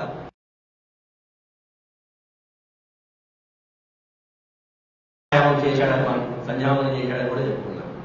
ఇప్పుడు మకరం చేసినటువంటి సాధన ఎలా ఉందంటే, పాదద్వంగము నేలమోపి పవన్ బంధించి, ఆ 2 పాదాలని ఒక్కసారిగా పైకి నేల మోపి, పాదద్వంగము నేలమోపి పవన్ బంధించి, పంచేంద్రియోన్మాదంబు పరిమార్చి, పంచేంద్రియోన్మాదంబుం పరిమార్చి, బుద్ధిలదకున్ మారాకు హత్తించి, నిష్ఖేద బ్రహ్మ పదావలంబనరతిం క్రీడించు యోగీంద్రు మర్యాదనన్ నక్రము విక్రమించి కరిపాదాక్రాంత నిర్విక్రమై. అద్భుతమైనటువంటి పద్యంలో ఒక యోగ సాధకుడి యొక్క స్థితి ఎలా ఉంటుందో వర్ణించాను నేను. ఏం చేస్తున్నానండి? మెడిటేషన్ చేస్తున్నానండి, ధ్యానం చేస్తున్నానండి, యోగం చేస్తున్నానండి. యోగమా? ఏం చేసావయ్యా? ప్రాణాయామం, అంతే, బ్రీతింగ్. అసలైన పద్ధతి ఇక్కడ చెప్పాడు. ఏం చేశాడు? ఆ కూర్చునే ఆసనం ఎలా ఉండాలి అనేటువంటి, మకరం మామూలుగా కూర్చోదా, ఎలా కూర్చున్నదో ఆ స్థిరమైనటువంటి ఆసనంలో కూర్చొని, పాదద్వంగము నేలమోపి పవనం బంధించి, ఆ పవనం లోపల ఉన్నటువంటి ప్రాణ సంచారాన్ని బంధించిందని అర్థం అక్కడ. ఆ ప్రాణ అపాన వ్యాన ఉదాన సమానమైనటువంటి వాయువు పంచవాయువులను ఒక్కసారిగా నిర్బంధించింది. ఎంతవరకు తాను ఉండగలదో అంతవరకు బంధించి పంచేంద్రియోన్మాదంబం పరిమార్చి పంచేంద్రియాన్ని నిగ్రహించింది. ఇంద్రియాన్ని నిగ్రహించింది అంటే తనకున్నటువంటి శక్తినంతా పెట్టి గజేంద్రుడిని ఓడించాలనే ప్రయత్నంలో యోగ సాధకుడు ఏం చేస్తాడో అది చెప్తున్నారు. బుద్ధి లతకు మారాకు హత్తించి తనకున్నటువంటి బుద్ధి అనేటువంటి ఒక లతకు ఇంకో మారు ఆకు మారాకు, ఇంకో ఆకు బుద్ధి అనేటువంటి ఒక లత ఉంది. ఆ బుద్ధికి ఇంకో లత జోడైంది. ఏమిటా లత అంటే సహస్రారం దగ్గరికి వెళ్ళి మొత్తం సహస్రారం దాకా మొత్తం షట్చక్రాలని ఒక్కసారిగా సాధన చేసుకున్నటువంటి ఒక యోగీంద్రుడు మన కళ్ళకు కనిపించాలి. ఇప్పుడు చక్రం మకరంలో షట్చక్రాలని సాధన చేసుకుని ఆ బుద్ధి అనేటువంటి లతకు ఇంకొక ఆజ్ఞాచక్రం పైన సహస్రారం దగ్గర ఇంకో లత ఆకు ఎలా ఉంటుందో అంత స్థాయికి వెళ్ళి యోగ సాధన చేసినట్టు అదే స్పష్టంగా చెప్పారు. నిశ్చేద బ్రహ్మ పదావలంబన రతిం క్రీడించు యోగీంద్రు మర్యాదను. ఒక యోగీంద్రుడి యొక్క స్థితిలో ఉన్నాడు. ఎట్లాంటి యోగీంద్రుడు అంటే పరబ్రహ్మని చేరుకోవడానికి సిద్ధంగా ఉన్నటువంటి ఒక యోగీంద్రుడు. పరబ్రహ్మని చేరుకునేటువంటి యోగీంద్రుడు అంటే ఒక యోగీంద్రుడు యోగం చేసేవాడు ఈజీగా సులభంగా అంత సులభంగా అంతరాత్మలో ఉన్న పరబ్రహ్మని చూడగలడా? సాధ్యం కాదు. మనము రోజు చేస్తూనే ఉంటాం, చూడగలమా? లేదే. కానీ ఇక్కడ మకరేంద్రుడు నిష్కేద బ్రహ్మ పదావలంబనం అంటున్నాడు. అక్కడ అంటే ఆనందమయమైనటువంటి నేను మనం చెప్పుకున్నాం పంచకోశాలని. ఆ పంచకోశాలలో ఆనందమయ కోశం అనేటువంటి ఆ కోశం దగ్గరికి వెళ్ళి విహరించడానికి సిద్ధంగా ఉన్నటువంటి యోగి, పరమయోగి, పరమహంస యొక్క స్థితి ఎలా ఉంటుందో ఆ విధంగా ముసలి విజృంభించి గజేంద్రుడిని కదలకుండా పట్టుకుంది అని వర్ణించాడు. పట్టుకోవడం కూడా ఇక్కడ ఇక నేను పట్టుకుంటే గజేంద్ర ఇక్కడి నుంచి కదలడానికి వీల్లేదనంటే పడుతుంది. భగవంతుని పట్టుకునే స్థితి అది. పట్టుకుంటే భగవంతుడు ఇక్కడి నుంచి నన్ను వదిలిపెట్టడానికి వీల్లేదు. అలా పట్టుకుంది. గజేంద్రుడి గిలగిలగిలగిలాడిపోయాడు ఆ సన్నివేశం. ఇది యోగ సాధనలో అద్భుతమైనటువంటి ప్రక్రియ. మన వాళ్ళు కవిత్వాలు రాశారండి, ఉత్తినే రాశారండి. ఆ రోజు కవిత్వం రాస్తే ఇంతకాలం నిలిచిందంటే ఇట్లాంటి పద్యాల వల్లే కదా. మనం ఇంతకాలం చక్కగా చెప్పుకుని చక్కగా ఇంత చక్కగా ఈ సత్సంగాల రూపంలో పెద్దలందరూ ఈ భగవంతుడి యొక్క సాన్నిధ్యంలో మనం చెప్పుకుంటున్నామంటే పరమాత్మ ఈ విధంగా రాశారు కాబట్టి. ఈ పద్యం చూడంగానే నాకు ఒక అద్భుతమైనటువంటి మధుర ఘట్టం మళ్ళీ రామాయణంలో గుర్తొస్తుంది. ఇదే సన్నివేశం హనుమంతుల వారు కూడా చేశారు. ఎక్కడంటే లంకానగరానికి పయనమయ్యే అవుతున్నప్పుడు వానరులందరికీ కూడా ఇంక నేను వెళ్ళొస్తాను, మీకేం నిర్భయంగా ఉండండి, నేను ఆ లంకానగరానికి వెళ్తాను, అక్కడ సీతను తీసుకొస్తాను, లేదా కనిపించకపోతే రావణాసురుడు నేను పట్టి తీసుకొస్తాను, అది కుదరకపోతే లంకానగరాన్ని అంతా మొత్తం తీసుకొచ్చేస్తాను, వెళ్ళి మనం కులబడి చేద్దాం అందరం కలిసి అని చెప్పి తీసుకొస్తాను. అంత ఉత్సాహం. ఆ వెళ్తున్నటువంటి సన్నివేశంలో హనుమంతుడి యొక్క అద్భుతమైనటువంటి సన్నివేశం, ఆ ఆకార విశేషాలు ఏ విధంగా సిద్ధపడి స్థిరపడి వెళ్ళాడు అనేది వర్ణించారు. అష్టదిగ్గజ కవుల్లో కృష్ణదేవరాయల ఆస్థానంలో అష్టదిగ్గజ కవుల్లో అయ్యలరాజు రామభద్రుడు అనేటువంటి కవి రచించిన రామాభ్యుదయం అనేటువంటి కావ్యంలో హనుమంతుడు ఆ ఆకారాన్ని పెంచి ఒక్కసారిగా తన స్థాయిని పెంచి ఆ లంకా సముద్రాన్ని లంఘించడానికి ఉద్యుక్తుడైనటువంటి ఘట్టం వర్ణిస్తూ ఈ పద్యానికి ఇప్పుడు చెప్పుకున్న పద్యానికి సమీపం సారూప్యం ఉంది. తన చూపంబుది మీద చూచి శ్రవణ ద్వంద్వము రిక్కించి వంచన చంచద్భుజముల్ సముత్కట కటే సీమంబులన్ పూంచి తోక నభో వీధికిం పెంచి అంఘ్రులిరియంగ పెట్టి విట్టూది గ్రక్కున నక్కొండ ఎడంగ త్రొక్కి పైకిం గుప్పించి లంఘించుచోనన్నాడు. హనుమంతుడు మామూలుగా వెళ్ళాడు. ఆయన చేసిన పని ఇదే. లక్ష్యం దేని మీద ఉంది? సముద్రం దాటాలి. తన చూపు అంబుది మీద పెట్టి, అంబుది అంటే సముద్రం, సముద్రం మీదే పెట్టాడు లక్ష్యం. ఇది కదా నా లక్ష్యం దాటాల్సింది. శ్రవణ ద్వంద్వంబు రెక్కించి ఆ చెవులని కేవలం ఏదైతే లక్ష్యం ఉంటుందో ఆ లక్ష్యం మీదే, అంటే ఇంద్రియాలు, చెవులు, కళ్ళు మొదలైనటువంటివన్నీ వర్ణిస్తున్నాడు. అంటే ఇంద్రియాలు ఎంత నిగ్రహించుకున్నాడో చెప్పేస్తున్నాడు. ఇంద్రియాలు నిగ్రహించుకునే స్థితి. వంచిన చెంచద్భుజముల్ సముత్కట కటి సీమంబులను పూంచి ఆ కటి, ఈ భుజములు మొదలైనటువంటివన్నీ ఎలా ఉన్నాయంటే యోగ సాధన ప్రక్రియలో ఆ ప్రాణాయామం చేసేటప్పుడు ఒకసారి ఊపిరి బిగపడితే ఎలా ఉంటుందో ఆ విధమైనటువంటి బాహువులు, ఆ కటి ప్రదేశము, సన్న నడుము పెట్టి ఆ పాదాలతో ఒక్కసారిగా పర్వతాన్ని తొక్కి ఒక్కసారి తోక నభోవీధికి పెట్టి, నభోవీధి ఆకాశం వైపు తోకను మార్చాడు. అలా పెంచి అలా ఉద్యుక్తులవుతున్నటువంటి అటువంటి ఆంజనేయ స్వామిని మనం ఆరాధించామంటే ఆయన తీర్చినటువంటి కోరిక ఇంకేముంటుంది? సాధించలేని కార్యం ఏముంటుంది? అట్ట ఒక యోగీశ్వరుడి యొక్క స్థితి ఏ విధంగా ఉంటుందో పరమయోగుల యొక్క స్థితిలో మకరం కూడా ఆ విధంగా ప్రయత్నించి గజేంద్రుడిని లొంగ తీసుకున్నదండి. గజేంద్రుడు ఏమైపోయాడు? నిజంగానే గిలగలేకపోయాడు. ఆ విధంగా ఇక్కడ అయితే హనుమతో నేను పోల్చుతున్నాను అనుకోమాకండి, మకరాన్ని తీసుకొచ్చి హనుమతో పోల్చారేంటి అనుకోమాకండి. హనుమంతుడు ఆయన మహానుభావుడు, ఆయన పరమాత్మ, ఆయన పరమాత్మ. కాకపోతే రెండింటికి సామర్థ్యం, రెండింటికి సామీప్యం ఎక్కడ ఉంటుందంటే హనుమంతుడు ఏమన్నా పరమాత్ముడి యొక్క కార్యం మీద వెళ్ళి కార్యం సాధించుకొచ్చేటువంటి వాడు, మకరం ఏమన్నా పరమాత్మలో కలపడానికి సిద్ధమైనటువంటి వాడు, పరమాత్మలో లీనమైపోయేటువంటి ఒక యోగి పొంగవులా ప్రయత్నిస్తున్నాడు మకరము. ఆయన పరమాత్మ కార్యం మీద వెళ్ళినటువంటి యోగ సాధకుడు ఆయన. ఈ రెండింటి ఇచ్చేస్తాయి, ఈ రెండు పద్యాలు ఉన్నట్టు. అట్లా అలాగే బుద్ధి లతకం మారాపు అని మనం ప్రయోగించారు అక్కడ పద్యంలో. అంటే బుద్ధి అనేటువంటి లతకి కూర్చున్నటువంటి మరో ఆకు, అంటే పట్టు వదలకుండా ఆ బుద్ధిని దాని మీదే తదేకమైనటువంటి ధ్యానం పెట్టి ఇంకొక మెట్టు అన్నట్టుగా ప్రయత్నించడం అక్కడ.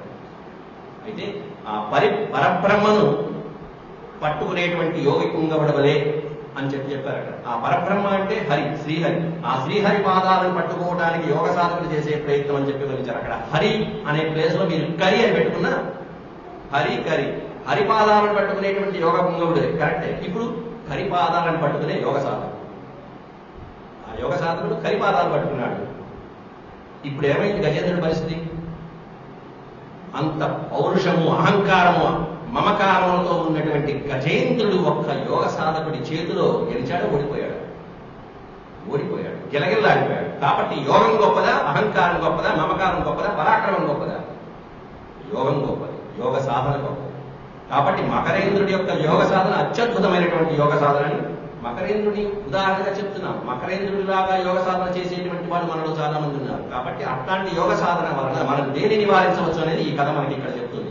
దేన్ని నివారించవచ్చు అంటే అహంకార మమకారాదులు, కామక్రోధాదులు, ఇంద్రియ నిగ్రహము మొదలైనటువంటివన్నీ మనం సాధించాలంటే కనుక వాటిని జయించాలి, వీటిని సాధించాలి. ఇంద్రియ నిగ్రహం సాధించాలి, వాటిని జయించాలి. అహంకారాలు, మమకారాలు జయించాలంటే ఇలాంటి యోగ సాధన అవసరం అని చెప్పేటువంటి కథ ఈ మకరం నుంచి మనం తెలుసుకోవాలి. అబ్బా మకరం అంత గొప్పదా? మరి ఇట్లాంటి యోగ సాధకులైనటువంటి మకరం తర్వాత ఏమైంది? తర్వాత గజేంద్రుడి యొక్క పరిస్థితి ఎలా మారింది అనేటువంటి ముందు చెప్పుకున్నప్పుడు మరి యోగ సాధన గొప్పదా, మరి దాన్ని మించింది ఇంకేమన్నా ఉంది అనేది కూడా మనం కనెక్ట్ చేద్దాం. ఎందుకంటే ఈ సంసారం, అహంకారం కంటే గొప్పది యోగ సాధన అనుకున్నాం, పరమాత్మని చేరే యోగ సాధన. మరి దీనికంటే మించింది ఏమిటి అనేది ఇప్పుడు గజేంద్రుడు చూపించబోతున్నాడు మనకి ఈ కథ ద్వారా. కాబట్టి బ్రతుకు తెరువు అనేటువంటి మోహంలో పడిపోయినటువంటి గజేంద్రుడు ఆ మోహంలో, ఆ సరోవరంలో ఉన్నటువంటి ఒక పెద్ద తీగకు కట్టుబడినటువంటి తన పాదాన్ని, ఒక సంసారం అనేటువంటి తీగకి కట్టుబడినటువంటి జీవుడి వలె కొట్టు మిక్కాడుతున్నాడు. ఇక్కడ విడిపించుకోలేక దిక్కు తోచక చివరికి సందేహానికి గురయ్యాడు. తన పరాక్రమం మీద తనకే అనుమానం వచ్చింది. ఏంటి, నేను గెలవగలనా లేదా, నేను పడగొట్టగలనా లేదా, ఇంత ఘోరమైనటువంటి ముసలి ఈ విధంగా నన్ను ఓడించడానికి ప్రయత్నిస్తుంది, దిక్కుతోచడం లేదు. అలయక సొలయక వేసొటనొలయక కరి మకరి తోడను దండత రాత్రులు సంఖ్యలు దివసంబులు సలిపెంబొక్క 1000 సంవత్సరముల్. వాళ్ళిద్దరి మధ్య యుద్ధం ఏ విధంగా ఎన్నాళ్ళు జరిగింది అనేది వర్ణిస్తున్నాం. అలయక సొలయక, అలసట లేదు, శ్రమ లేకుండా, విసుగు లేకుండా, ఎక్కడా సొక్కిపోకుండా, రాత్రుళ్ళు పగళ్ళు సంఖ్యలు, అలయక సొలయక వేసట నొలయక కరి మకరితోడ, ఆ కరి మకరంతో దండత రాత్రులు, ఎన్నో రాత్రులు, ప్రచండమైనటువంటి రాత్రులు, సంఖ్యలు దివసంబులు సలిపిం ఓరొక్కవే ఈ సంవత్సరం. ఓరు అంటే యుద్ధం, వీళ్ళిద్దరికి ఒక 1000 సంవత్సరాలు యుద్ధం జరిగింది. అమ్మో 1000 సంవత్సరాల అని మనం అనుకోవచ్చు. ఆ 1000 సంవత్సరాలంటే ఇప్పుడు మనం చెప్పుకుంటున్నది 4వ మన్వంతరం. ఇప్పుడు మనం ఉన్నది వైవస్వత మన్వంతరే అని మనం సంధ్యావందనలో చెప్పుకుంటాం. ఎప్పుడో పూర్వ మన్వంతరాలు జరిగిన కథ ఇది. కాబట్టి ఆనాటి కాలమానం ప్రకారం, అలాగే కావ్యాలలో, పురాణాలలో ఎక్కడైనా సరే ఈ విధమైనటువంటి 1000 సంవత్సరాలు, అలాగే సహస్రాక్షుడు అనేటువంటి పదాలు ఎక్కడైనా ప్రయోగించారు అంటే అమ్మో నిజంగా కరెక్ట్గా 1000 ఉన్నాయని చెప్పి లెక్క పెట్టుకునేవాడు. అక్కడ 1000 అంటే అసంఖ్యాకమైనటువంటిది అనేటువంటి ప్రతీక మనకు ఉంటుంది. శతము, సహస్రము, లక్ష మొదలైనటువంటి చెప్పారంటే కరెక్ట్గా 1000 కళ్ళు ఉన్నాయి, 1000 కళ్ళు ఉంటే ఎన్ని తలకాయలు ఉండాలి, ఎన్ని చేతులు ఉండాలి మనం ప్రస్తావించాం. 1000 అనే సంఖ్య చెప్పారంటే అనంతమైనటువంటి అనే సంఖ్య మనం తీసుకోవాలి అక్కడ. అంటే అనంతమైనటువంటి అన్ని రోజులు, అత్యధికమైనటువంటి రోజులు వాళ్ళిద్దరి మధ్యలో పోరు సరిపి యుద్ధం చేసి ఆ మకరరాజుతో పోరాడి చివరికి గజరాజు చితికిపోయాడు, నరిగిపోతున్నాడు. ఒకడు ఎందుకంటే ఆ మకరం అంత యోగ స్థితితో ఎట్లాంటి యోగ ప్రక్రియ చేసింది అనేది మనం చెప్పుకున్నాం. ఆ కుంభస్థలం మీద కొరికేయడం, తన యొక్క శరీరంతో ఆ గజేంద్రుని యొక్క ఎముకలు వెరక్కొట్టేసింది. లోపల ఉన్నటువంటి బోన్స్ అండ్ ఫ్రాక్చర్స్ ఆ విధంగా ఎముకలు వెరక్కొట్టేట్టుగా కొట్టుంటే తన యొక్క నిస్సత్తువుని, శత్రువు యొక్క బలాన్ని ఒకసారి అంచనా వేసుకున్నాడు అక్కడ గజరాజు. దీన్ని ఓడించడానికి లేదా దీంతో సమానంగా పోరాడటానికి నాకు సాధ్యం కాదు అని నిశ్చయం చేసుకున్నాడు గజరాజు. నా వల్ల కాదని. అప్పుడు దుఃఖించాడు. ఈ దుఃఖించడము నా వల్ల కాదు అనుకోవడం ఉంది చూసారా, దీన్నే ఇంకా చెప్పాలంటే ఆత్మ పరిశీలన అంటారు. నేను చేయగలనా లేదా, నాకు సాధ్యమవుతుందా లేదా అనేటువంటి పూర్వాపరాలన్నీ నిశ్చయించుకోవాలి ఒకసారి. ఎలా ఉన్నాడంటే ఆ సమయంలో అంటే బహుళ పక్షంలో బలహీనపడినటువంటి చంద్రుడిలాగా ఉన్నాడు గజేంద్రుడు అని చెప్పారు. అయిపోయింది. నిన్నటి ఏ విధమైనటువంటి పరాక్రమం ప్రదర్శించాడు, ఇప్పుడు కృష్ణపక్షంలో బహుళపక్షంలో బలహీనపడిన చంద్రరేఖ వలె ఉన్నాడు. అంటే అమావాస్యకి దగ్గరగా ఉన్నటువంటి చంద్రుడిలాగా. చతుర్దశి దాకా బాగానే ఉంటుంది, అమావాస్యకి చంద్రుడే ఉంటాడు. ఎప్పుడన్నా ఉంటాడండి అమావాస్య రోజు చంద్రుడు. అమావాస్య రోజు కూడా చంద్రుడు ఉండేటువంటి రోజు చాలా విశేషంగా చెప్పుకుంటారు మనకి. అలా చంద్రుడిలాగా ఉంటాడని చెప్తున్నారు. దాన్ని కూడా విశేషంగా చెప్పాలంటే యా దృష్టేందు శనివాలి యా నష్టేందు అమావాస్య. అమావాస్యలో 2 రకాల అమావాస్యలు ఉంటాయి. ఈరోజు కరెక్ట్గా కృష్ణపక్షం అమావాస్య, విశేషమైనటువంటి రోజు. మామూలుగా చంద్రరేఖ శనివాలి అమావాస్య అనేటువంటి, శనివాలి అమావాస్య అంటే ఏమిటంటే అమావాస్యలో కూడా చంద్రరేఖ సన్నగా కనిపించింది అంటే దాన్ని శనివాలి అని విశేషంగా చెప్తారు. ఏ చంద్రుడు కనిపించకపోతే దాన్ని కుహు అమావాస్య అంటారు. అమావాస్యలో ఉన్నటువంటి 2 రకాలు. కాబట్టి శనివాలి అమావాస్య కనిపించకపోతే మామూలు సాధారణమైనటువంటి కుహు అమావాస్య. పితృపక్షాల్లో ఈ అమావాస్యలు 2టికి కూడా చాలా ప్రాధాన్యత ఉంటుంది పితృపక్షాల విషయంలో. కాబట్టి అమావాస్య నేడు ఆ చంద్రరేఖ కనిపించిందా లేదా. పితృపక్షాలు అంటే మీకు పొద్దున కూడా ఈ వాట్సాప్ గ్రూపులో వీటికి సంబంధించినటువంటి అంశాలు మీకు పంపించడం జరిగింది. ఈ పితృపక్షాలలో ఈ అమావాస్య రోజున విశేషంగా పెట్టుకునేటువంటి తిథుల్లో ఎటువంటి శ్రాద్ధ కర్మకి సంబంధించినటువంటి అనేక అంశాలు కూడా పంపించాలి. ఎందుకంటే పెద్దలు ఈరోజు చాలా మంది ఆ కార్యక్రమాన్ని జరుపుకున్నారని మనకి మణిశంకర్ గారు చెప్పారు. కాబట్టి అట్లాంటి అద్భుతమైనటువంటి ఎన్నో కార్యక్రమాలు ఇక్కడ ఈ గోరట్లలో ఈ బ్రాహ్మణ సంఘం వాళ్ళు ఈ విధంగా చేయటం అనేటువంటిది నిజంగా మన సంస్కృతి సాంప్రదాయాలకి, అంతేకాకుండా ఊర్ధ్వలోకాలలో ఉన్నటువంటి ఎంతో మంది పితృదేవతలు ధరించడానికి ఉపయోగపడుతూ ఉంటాయి. అట్లాంటి కార్యక్రమాలు మనం మానుకోకూడదు. దాన్ని ఇంకా వీలైనంత వరకు శాస్త్రోక్తంగా విధి ప్రకారం చేయడానికి ఉపయోగపడతాయని మహాభారతంలో ఈ శ్రాద్ధ కర్మ మీద 5 అధ్యాయాలు ప్రవచించారు వ్యాసులు. 5 అధ్యాయాలు, 1, 2 కాదు. అసలు ఈ శ్రాద్ధం అనేటువంటి ఎప్పటి నుంచి వచ్చింది, ఎవరు ప్రవేశపెట్టారు? అత్రి మహర్షి నుంచి వచ్చింది. అత్రి మహర్షి పరబ్రహ్మ యొక్క అంశంలో పుట్టినటువంటి వాడు అత్రి మహర్షి అయితే, ఆ అత్రి మహర్షి యొక్క వంశంలో దత్తాత్రేయ స్వామి జన్మించారు. ఆ దత్తాత్రేయుని యొక్క కుమారుడు నిమి. ఆ నిమి యొక్క కుమారుడు విశేషమైనటువంటి వాడు. ఆయన యొక్క అంశతో పుట్టినటువంటి వాడికి శ్రీమంతుడు అనేటువంటి పేరు కలిగినటువంటి కుమారుడు. ఈ నిమి, దత్తాత్రేయుడు మొదలైనటువంటి వాడు కొన్ని వేల సంవత్సరాలు జీవించేవాడు వాళ్ళ యొక్క తపశ్శక్తితో. ఈ శ్రీమంతుడు అనేటువంటి నిమి యొక్క కుమారుడు కూడా 1000 సంవత్సరాల తపశ్శక్తిని సాధించి కానీ దైవవశాత్తు కాలానుగుణంగా మరణించడం జరిగింది. అప్పుడు శ్రీమంతుడి యొక్క తండ్రి అయినటువంటి నిమి మొట్టమొదటి శ్రాద్ధం పెట్టినటువంటి వాడిగా చరిత్రలో నిలిచిపోయాడు. ఇది మహాభారతంలో ప్రస్తావించారు. ఎలా పెట్టాలి, ఏం చేయాలి అనేటువంటి వేదోక్తంగా పరబ్రహ్మని ఉపాసన చేసుకుని తన కుమారుణ్ణి చక్కగా ఆ పుత్ర శోకంలో నిమి అనేటువంటి ఆయన తన పుత్రుడైనటువంటి శ్రీమంతుడికి మొట్టమొదటి శ్రాద్ధాన్ని కల్పోక్త ప్రకారంగా విధించాడని నిర్వర్తించాడని చెప్పుకుంటారు. దాంట్లో ఆ శ్రాద్ధంలో కూడా విశేషమైనటువంటి మనం ఇస్తుంటాం. నువ్వులు, ఆవులు, ఈ మొదలైనటువంటి ఏవైతే ఉంటే వాటికి ఉన్నటువంటి అద్భుతమైనటువంటి ఫలితాలన్నీ అధ్యాయం అంతా వివరించారు. అది ఇక్కడ ప్రసంగ రూపేణా మనం చెప్పలేదు కాబట్టి దాన్ని పొద్దున నేను ఆ సమయం తగ్గించుకోవడానికి వాట్సాప్లో మీ అందరికీ దానికి సంబంధించిన అంశాలు పంపించాను. మీరు దాన్ని శ్రద్ధగా చదువుకుని ఆలోచించండి. ఇక్కడ మనకి ఎందుకు చెప్తున్నానంటే ఈ అమావాస్యకి సంబంధించినటువంటి అంశం చంద్ర గ్రహణం. ఇది అమావాస్య కళ తగ్గిపోతున్నటువంటి చంద్రుడి వలె గజేంద్రుడు తన యొక్క శక్తినంతా కోల్పోతున్నాడు అని చెప్పారు. అప్పుడు ఆత్మ పరిశీలన చేసుకుని ఇక నేను ఈ మకరాన్ని గెలవలేను అని చెప్పి నిశ్చయించుకున్నాను. అంతకుముందు ఎలా జీవించాను, ఎంత అహంకారంతో బతికారు, ఎంత పరాక్రమంతో ఉన్నాను అనేటువంటిదంతా చూసుకుని ఆత్మ పరిశీలన చేసుకుని నానానేక పయూధముల్ వనములోనం పెద్ద కాలమున, నానా అనేకమైనటువంటి యూధములు, లక్షలాది గజయూధములకి నేను భర్తనే కదా, ఆడయ్యనులకి ఆ కరేణ యూధములన్నిటికీ నేను భర్తనే కదా, ఏమైంది నా శక్తి అంతా. నానానేక పయూధముల్ వనములోనం పెద్ద కాలంబు సన్మానింపన్ 10,00,000,000,000 కరణీనాదుండనై, 10,00,000,000,000 కరణీనాదు, 10 లక్షలు కూడా కాదు, 10,00,000,000,000 ఆడ ఏనుగులకి నేను భర్తనయ్యుండి కూడా 10,00,000,000,000 కరణీనాదుండనయ్యుండి మద్దానాం భప్పరిపుష్ట చందనలతాత్ఛాయలందుండలేక, హాయిగా ఇంట్లో కూర్చోలేక ఎందుకు నాకు ఈ తిరుగుడు, భార్యలతో హాయిగా నా ఇంట్లో ఉండక, పైగా నేను ఎంత పరాక్రమంతుని, నా మదజలంతో స్రవించినటువంటి పరిపుష్టమైనటువంటి చందన వృక్షాల యొక్క నీడలో జీవించేవాడిని. చందన వృక్షాలు బ్రహ్మాండంగా అరణ్యాలు ఉన్నాయి. దేంతో పెరిగినటువంటి మొక్కలు అవన్నీ ఏనుగుల యొక్క మదజలాలతో పెరిగినటువంటి మొక్కలంట. మద్దానాంభ పరిపుష్ట చందనలతాంతఛాయలందుండలేక, అక్కడ హాయి ప్రశాంతంగా ఉండలేక కూర్చోలేక నీరని చెప్పి సరోవరాలు విహరిస్తానని చెప్పి, లేదు మనం కూడా షికారీలు వస్తూ ఉంటాం అప్పుడప్పుడు రోజు. అట్లా వచ్చింది ఇదిగో బోధిలో పడింది.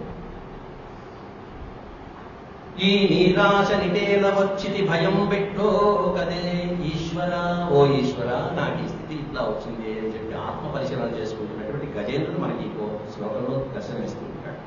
ఇప్పుడు ఈశ్వరుడు గుర్తొచ్చాడు.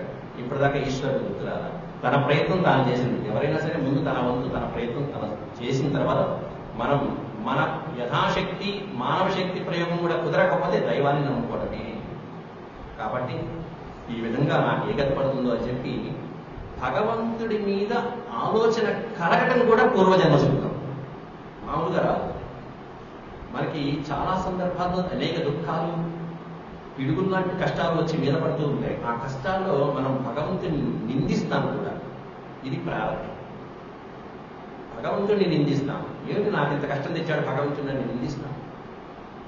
కానీ అటువంటి సందర్భాలలోనే మన పూర్వజన్మ కనుక ఫలిస్తే ఆ భగవంతుడినే శరణ పెడతాం, భగవంతుడే మనకి పెడతాం, ఒడ్డుకు చేర్చేటువంటి వాడు. అట్లా ఈ గజేంద్రుడి యొక్క పూర్వజన్మ నేను సూచన ప్రాయంగా మీకు చెప్పాను. ఒక మహారాజు, పరమ భాగవతోత్తముడు, విష్ణు భక్తుడు.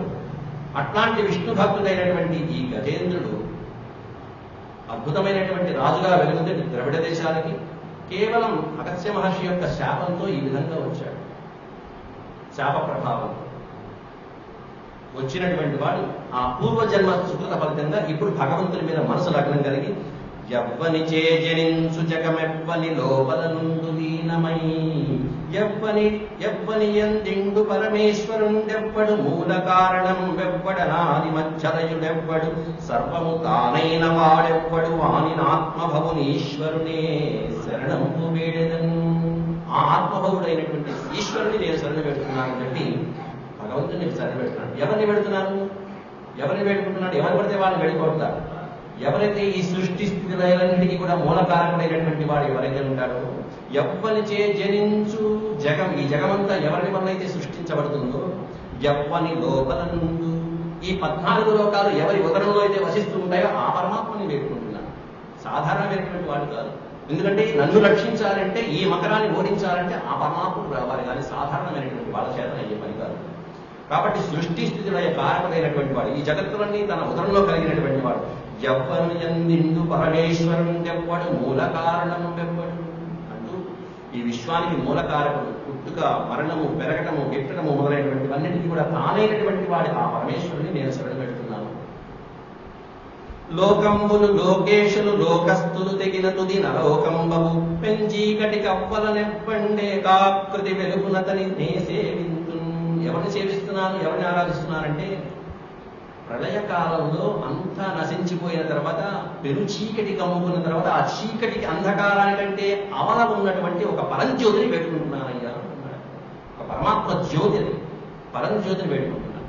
అంటే ఏనుకి ఆ పరమాత్మ యొక్క ఆకారం ఎలా ఉంటుందో తెలియదు. ఎవరైనా యోగ సాధకులైనటువంటి వాడు జ్యోతి స్వరూపంతో ఆరాధిస్తాడు. ఇతర పూర్వజన్మలో ఆరాధించినటువంటి పరమభక్తుడు ఆ జ్యోతి స్వరూపం అందరి ప్రళయమంతా అయిపోయిన తర్వాత సమస్తమైన లోకములు, లోకేశులు, లోకస్తులు ఇవన్నీ నశించిపోయిన తర్వాత సమస్త లోకాలు నశించాయి. లోకంలో ఉండేటువంటి వాళ్ళు నశించారు, ప్రభువులు నశించారు, లోకస్తులు, లోకేశులు అందరూ నశించిపోయిన తర్వాత చివరికి పెంచీకటి కవ్వల అంటే పెనుచీకటికి అవతల ఉండేటువంటి పరంజ్యోతి ఎవరైతే ఉంటుందో ఆ పరమాత్మ యొక్క జ్యోతిని నేను వేడుకుంటున్నాను అని చెప్పి వేడుకుంటున్నాడు. అక్కడ పగలు రాత్రి ఈ చీకటి పగలు మనం ఒక ఉదాహరణ కూడా అద్భుతమైన ఉదాహరణ చెప్తున్నాం. ఏనుగులు గుహలోంచి వస్తుంటే ఆ లక్షలాది ఏనుగులు వస్తుంటే ఎలా ఉన్నాయా అంటే గుహలో ఉన్నటువంటి అంధకారం అంతా కూడా అలా వస్తున్నట్టుగా ఉంది. సూర్యోదయం అయినప్పుడే ఉన్న చీకటి ఉండదు. ఆ చీకటంతా గుహలో దాపుతుంది సూర్యుడు ఉన్నాడని. సూర్యుడు అస్తమించిన తర్వాత ఆ చీకటంతా బయటకు వచ్చిందా అన్నట్టుగా అన్ని లక్షలాది ఏనుగులు బయటకు వచ్చాయని చెప్పుకున్నాను. అట్లాగే నిత్య నైమిత్తికమైనటువంటి భ్రాంతి, సృష్టి మొత్తం చీకటేనండి. ఇంకా చెప్పాలంటే సృష్టి మొత్తం చీకటే. మీ కళ్ళు కనిపిస్తున్న ఓహో నాకు కనిపిస్తుంది బాగా చీకటి లేదే అనుకుంటా పగలు. అన్నిటికంటే ఇదంతా పరమాత్ముడు పైనుంచి దృష్టిలో చూస్తే అదంతా చీకటే, అంతా చీకటి, అంధకారమే. కానీ ఉన్నది ఏమిటి అంటే ఒకే ఒక జ్యోతి, అదే పరం జ్యోతి. ఆ పరం జ్యోతికే మొదలైన, ఇంకా చెప్పాలంటే భాగవతం మొదలైనటువంటి వాటిలో పురుషుడు ఎవరన్నా ఉన్నాడంటే అబ్బాయి ఎవరు లేరు, అందరూ స్త్రీలు అంటే ఒక పురుషుడు ఎవరై అంటే ఒక ఆ నారాయణుడు మాత్రమే, శ్రీమన్నారాయణుడు మాత్రమే పరమ పురుషుడు. మిగతా వాళ్ళందరూ పుట్టే పురుషుడు కాదు, అందరూ స్త్రీలే అని చెప్తారు. అట్లా అంతా కూడా లోకమంతా కూడా చీకటే, కానీ పరంజ్యోతి మాత్రం పరంధాముడు అనేటువంటి వాడు ఒక్కడే ఉంటాడు అని చెప్తూ అట్లాంటి జ్యోతిని వర్ణించుకుంటూ వెళ్ళాడు. ఆ తర్వాత భగవంతుడి యొక్క అద్భుతమైనటువంటి గుణాలు ఏవైతే ఉంటే ఆ గుణాలను వర్ణించారు పోతున్న వారు అక్కడ. భగవంతుడు ఎట్లాంటి వాడు?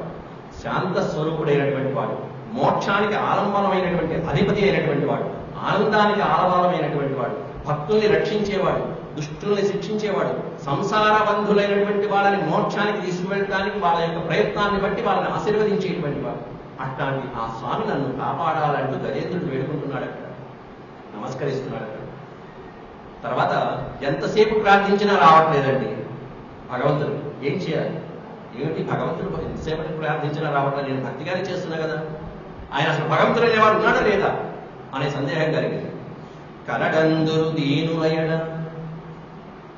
దీనుల పాలిట భగవంతుడు ఉన్నాడు, కష్టాల్లో ఉన్న వారి పట్ల భగవంతుడు ఆదుకుంటాడని చెప్తూ ఉంటారు కదా. కలడందురు దీనులయడ కలడందురు పరమయోగి కణముల పాలం కలడందురు అన్ని దిశలను కలడు కలండను వాడు కలడో లేడో. ఆ కలడు కలడు అంటారు, దేవుడు భగవంతుడు ఉన్నాడు అంటారు. ఆ ఉన్నాడు అన్నటువంటి వాడు ఉన్నాడో లేడో అనుకున్నాడు ఇక్కడ గజేంద్రుడు. కలడు కలండను వాడు కలడో లేడు. ముందేమన్నా ఎట్లాంటి వాడు? కలడందురు దీనులయడ, దీనులు కష్టాల్లో ఆపదల్లో ఉన్నటువంటి వాళ్ళని రక్షించేటువంటి భగవంతుడు ఒకడు ఉంటాడు, తప్పకుండా ఉంటాడని మనం ఏదో అనుకుంటూ ఉంటాం. ఎవరికైనా కష్టం వస్తే భగవంతుడు చూసుకుంటాడు. కలడందురు పరమయోగి గణముల పాలని ఇందాక చెప్పాం. మకరం ఆ యోగ సాధన చేసినప్పుడు ఆ ప్రక్రియ, ఆ ముసలి చేసిన యోగ సాధన ప్రక్రియలో ఉపయోగపడ్డాడు, ఏరుగుని ఒడిసి పెట్టాడు. కాబట్టి పరమయోగి గణములు అయినటువంటి వాళ్ళ చేతిలో పరమాత్ముడు ఉన్నాడని అంటారు. అట్లాంటి ఆ భగవంతుడు నా పట్ల రాడే, ఇంత పిలిచినా రాడే, ఉన్నాడో లేడో అనుకుంటూ గజేంద్రుడు ఆ విధంగా ఆర్తో ప్రార్థిస్తున్నాడు అన్నట్టుగా కనిపిస్తుంది పద్యం. కానీ ఈ పద్యంలో చివరికి కలండను వాడు కలడో లేడో, ఆ లేడో అనే దాని దగ్గర మొత్తం బెట్టి కొట్టింది. గజేంద్రుడి యొక్క భక్తత పోయింది. లేడో ఏమిటి? ఎందుకు ఆ సందేహం? ప్రహ్లాదుడు అలా అనుకున్నాడండి. ప్రహ్లాదుడికి గజేంద్రుడికి ఉన్న వ్యత్యాసం మీరు ఒకసారి గమనించండి. ప్రహ్లాదుడు ఏమన్నాడు అక్కడ? ఇందుగలడు అందులేడని సందేహము వలదు. తండ్రికి చెప్పాడట్టుగా, నాన్న భగవంతుడు లేడంటావేంటి? ఇందుగలడు అందులేడని సందేహము వలదు చెక్కిన సర్వోపగతుండే ఎందెందు వెతికి చూసిన అందే గలడు దానవాగ్రని అంటే అట్లా చెప్పినప్పుడు అంటే ప్రహ్లాదుడి యొక్క చిన్న పిల్లవాడు 5 ఏళ్ల ప్రాయంలో ఉన్నటువంటి ప్రహ్లాదుడి యొక్క పరిపక్వత స్థితి ఎలా ఉంది, వందలాది సంవత్సరాలు జీవించినటువంటి గజేంద్రుడి యొక్క పరిపక్వ స్థితి, బుద్ధి ఎలా ఉంది? సందేహ స్థితిలో ఉంది. భగవంతుడి దగ్గర సందేహము ఉన్నాడో లేడో, చేస్తాడో లేడో అనుకున్నాడు అంటే మొట్టిగా వేస్తాడు భగవంతుడు తప్పకుండా. రామాయణంలో ఇదే జరిగింది. సుగ్రీవుడు ఆడుకున్నాడు రాముడు, పరాజిగా ఆడాడు, మొట్టిగా వేశాడు, మామూలుగా వేశాడు. రాముడి యొక్క మైత్రి, రామసుగ్రీవుడి యొక్క మైత్రి కలిగించినటువంటి వాడు మన హనుమయ్య. కలిగించిన తర్వాత ముందు ఆతృతగా తన కష్టానంతా చెప్పుకున్నాడు సుగ్రీవుడు. చెప్పుకున్నాక రామ ఇది నా కష్టం, వారి వల్ల ఇంత కష్టాలు పడ్డానయ్యా అని చెప్పి సరే రాముడు వారి కష్టాలు చెప్పాడు. తర్వాత ఏం చేయాలి? మాట ఇచ్చాడు శ్రీరామచంద్రుడు, వారిని నేను సంహరిస్తాను, వారి తప్పు చేశాడు నేను సంహరిస్తాను, నీకు రాజ్యం కట్టబెడతానయ్యా అని మాట ఇచ్చాడు. ఇచ్చిన వెంటనే పరిగెత్తి వెళ్దామా, ఇప్పుడే వెళ్దామా, కష్టపడితే వెళ్దామా అన్న దగ్గర నుంచి లోపల మనసులో సుగ్రీవుడికి సందేహమే. రాముడు ఏమిటి వారి గురించి చెప్తే మా అన్న గురించి ఇంత తేలిగ్గా అనుకుంటున్నాడు, చంపేద్దామని అన్నాడు, మాట ఇచ్చేశాడు, నాకు ప్రతిజ్ఞ కూడా చేశాడు అంటే వారి పరాక్రమం ఈయనకి తెలియదా, రాముడికి తెలియదా అన్న సందేహం కలిగింది.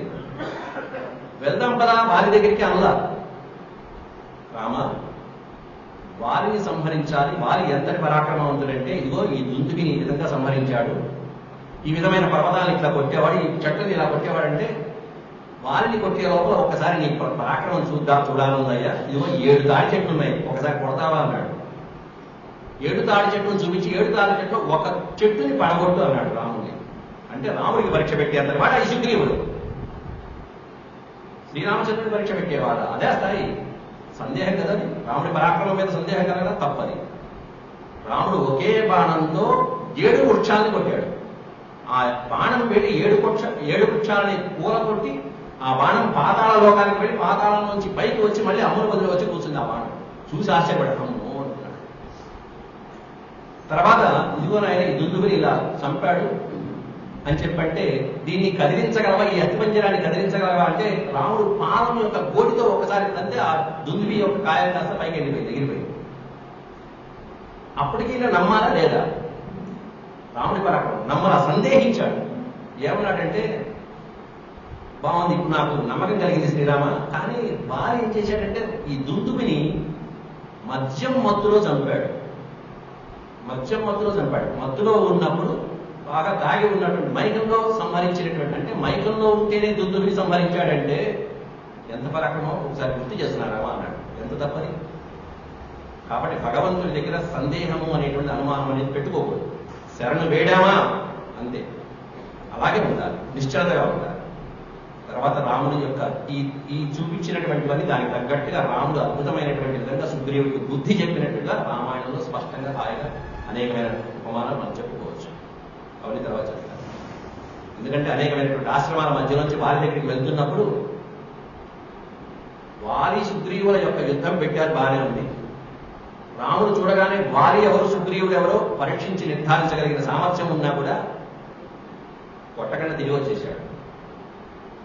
ఆ రోజు వారి చేతిలో, అన్నగారి చేతిలో సుగ్రీవుడికి అద్భుతమైనటువంటి పండగే పండగ. ఏ దెబ్బలు కొట్టించుకున్నాడు సుగ్రీవుడు వారి చేతిలో. ఈ శిక్ష చాలు అన్నగారు. దేవుణ్ణి నిందించినందుకు, దేవుణ్ణి సందేహించినందుకు అన్నగారి చేతిలోనే, పెద్దన్నగారి చేతిలోనే చక్కగా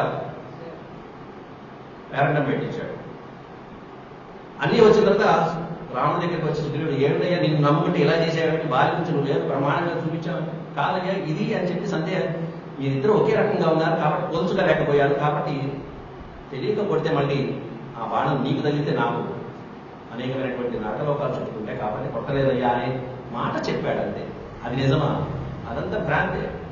ఎందుకంటే ఇక్ష్వాకు వంశ ప్రభువులు వాళ్ళ యొక్క ఆకార విశేషాలను బట్టి అవలీలగా ఎవరు ఏమిటి అనేది చెప్పేస్తారు.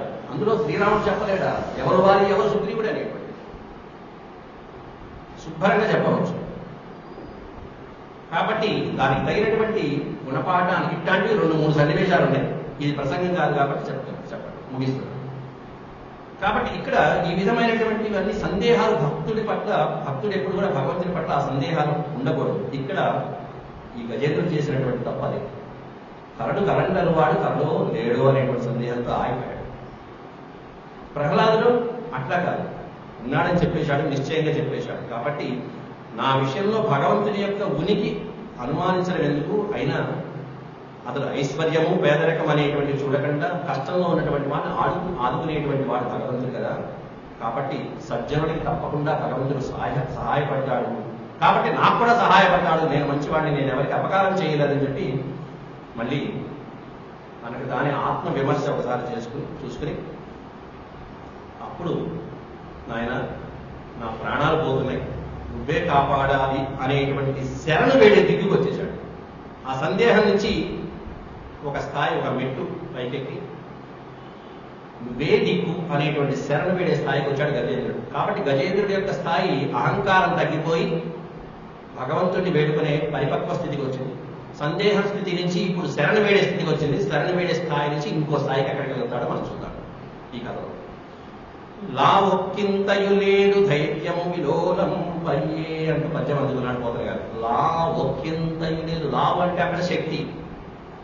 అయ్యా ఈ మకరంతో పోరాడి పోరాడి రాత్రి మగళ్ళు 1000 సంవత్సరాలు పోరాడి కొంచెం కూడా శక్తి లేదు. శక్తి అంతా సన్నగిలిపోయింది. లా ఒక్కింతయు లేదు ధైర్యము విలోలం పయ్యే ప్రాణంబుల్ హావుల్ తప్పెను మూర్ఛపోయే స్థాయికి వచ్చింది మకరంతో పోరాడే గజేంద్రుడికి.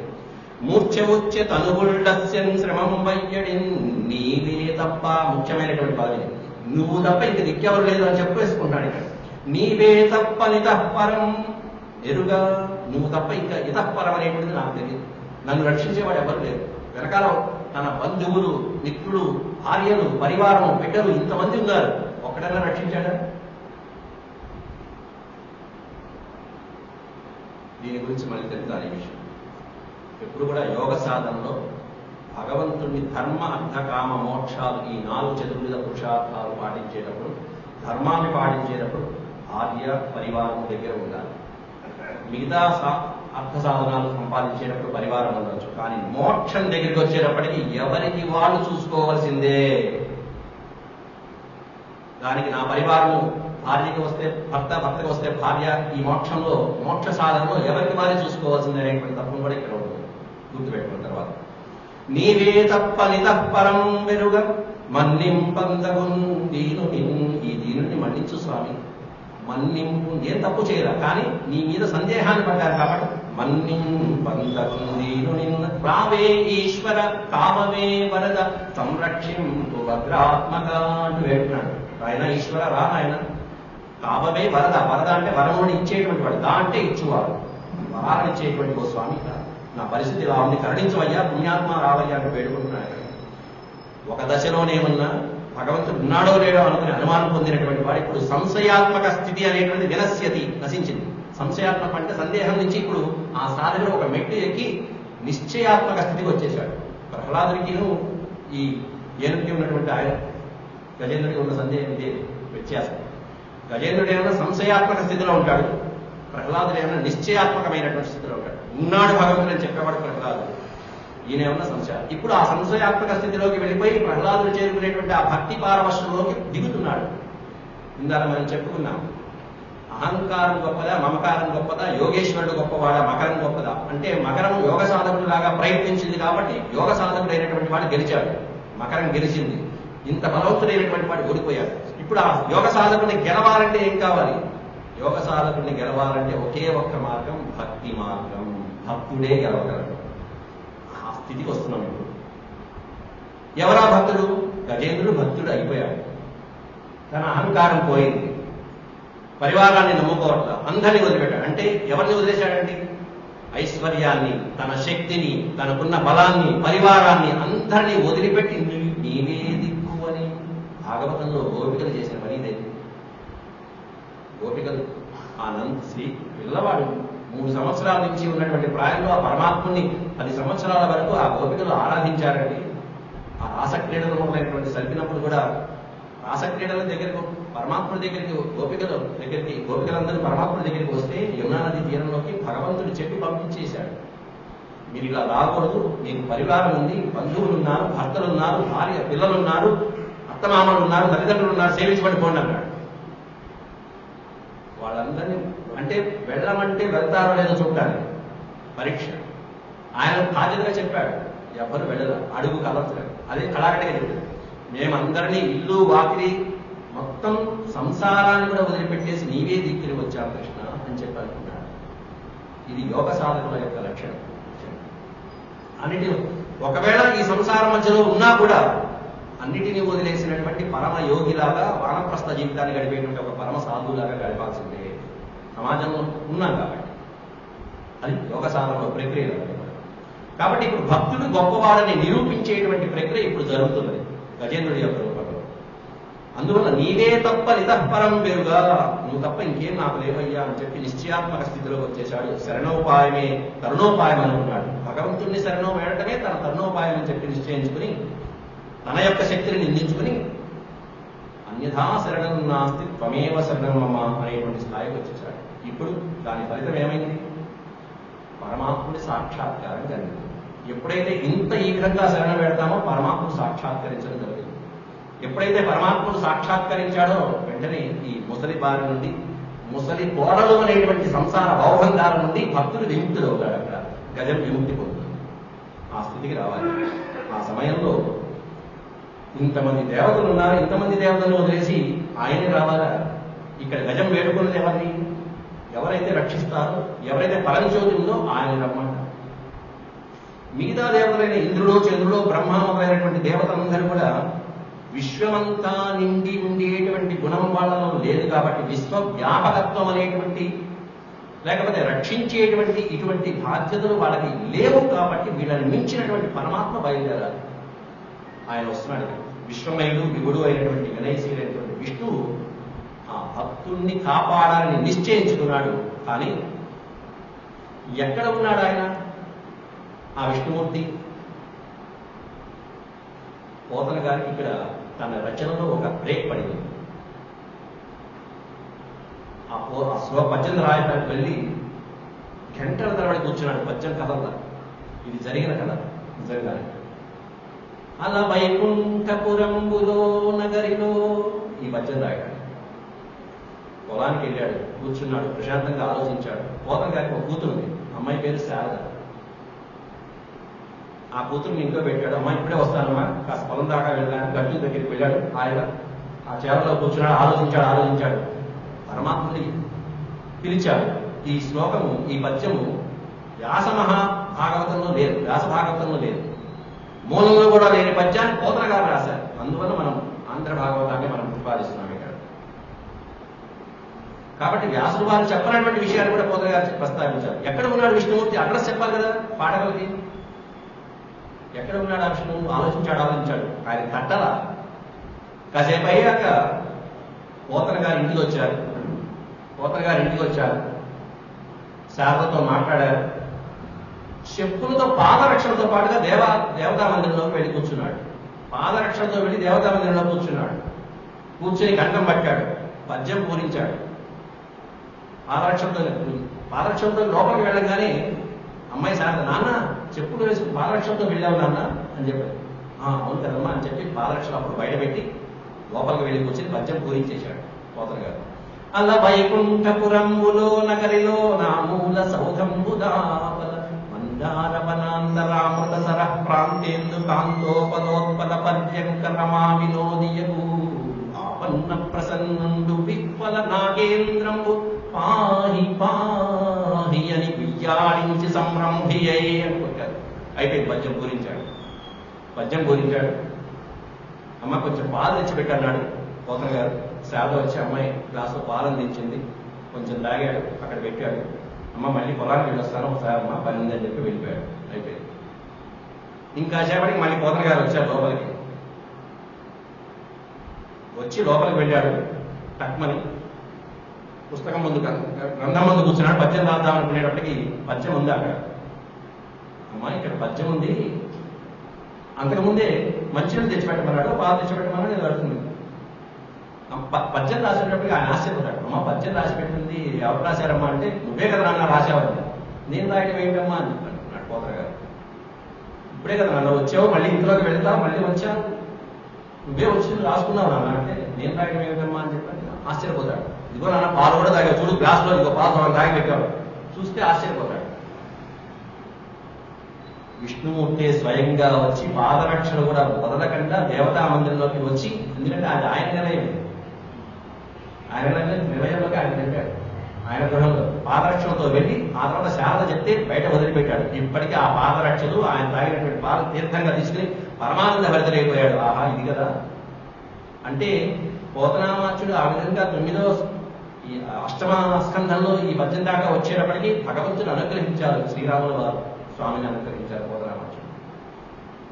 ఎక్కడ ఉన్నాడో పరమాత్మకి ఎవరికి తెలుసండి? ఎవరు రాయగలుగుతారు? ఆయనే వచ్చి స్వయంగా ఆ వివరణంతా ఇచ్చి వెళ్ళాడు స్వామి. ఈ శ్లోకంలో ఉన్న మహిమ అది. భగవంతుడు ఎక్కడ ఉన్నాడని వెతుకుతారేమోనయ్యా. అట్లాంటి అద్భుతమైనటువంటి భగవంతుడు ఎక్కడ ఉన్నాడంటే వైకుంఠంలో ఉన్నాడు. అలా వైకుంఠపురములో, ఆ వైకుంఠం అనేటువంటి పురంలో, అంతఃపురం లోపల అందులో ఓ పక్కకి ఉండేటువంటి ఒక పెద్ద భవనం మేడ. ఆ మేడ సమీపంలో అద్భుతమైనటువంటి పాన్పు, అమృత సరస్సు, ఆ సరోవరం దగ్గరే ఉన్నటువంటి అద్భుతమైనటువంటి చంద్రకాంత అరుగుల పైన, పూర్ణ పాన్పు పైన లక్ష్మీదేవితో సరసాలాడుతూ ఉండేటువంటి విష్ణుమూర్తిని వర్ణించారు ఇక్కడ. అలా వైకుంఠపురములో ఆ మూల సౌధంబు దాపల ఏముంది? మందార వనాంతరామృత సరహ, అమృతమైనటువంటి సరస్సు, మామూలు సరస్సు కాదు, అట్లాంటి అమృతమైనటువంటి సరహ. ప్రాంతేందు కాంతోపలోపల పర్యంకం, అద్భుతమైనటువంటి పద్మాల యొక్క పాన్పు, దాంట్లో అక్కడ లక్ష్మీదేవితో సరసాలాడుతున్నాడు. అట్లాంటి శుభ సందర్భంలో రమతో లక్ష్మీదేవితో కూడి చక్కగా సరస సంలాపాలు ఆడుతున్నటువంటి సందర్భంలో విహ్వల నాగేంద్రం పాహి పాహి అని గుయ్యాలించి సంరంభి. ఆలించి అంటే వినటం. ఆ భక్తుడు పడుతున్నటువంటి వేదనని ఆలకించాడు విష్ణుమూర్తి. ఒక్కసారిగా చెవిలో సాగింది, వెంటనే లేచాడు, తక్కువని లేచేశాడు. ఆ పాల సముద్రంలో ఉన్నటువంటి పవళించి. అయితే ఇక్కడ పాలసముద్రము, ఈ పాలసముద్రంలో వైకుంఠం, ఇవన్నీ కూడా వర్ణిస్తుంటే పోతన గారు అద్భుతమైనటువంటి పద్యం కూడా రాశారు. దీన్ని అద్భుతంగా పోతన గారు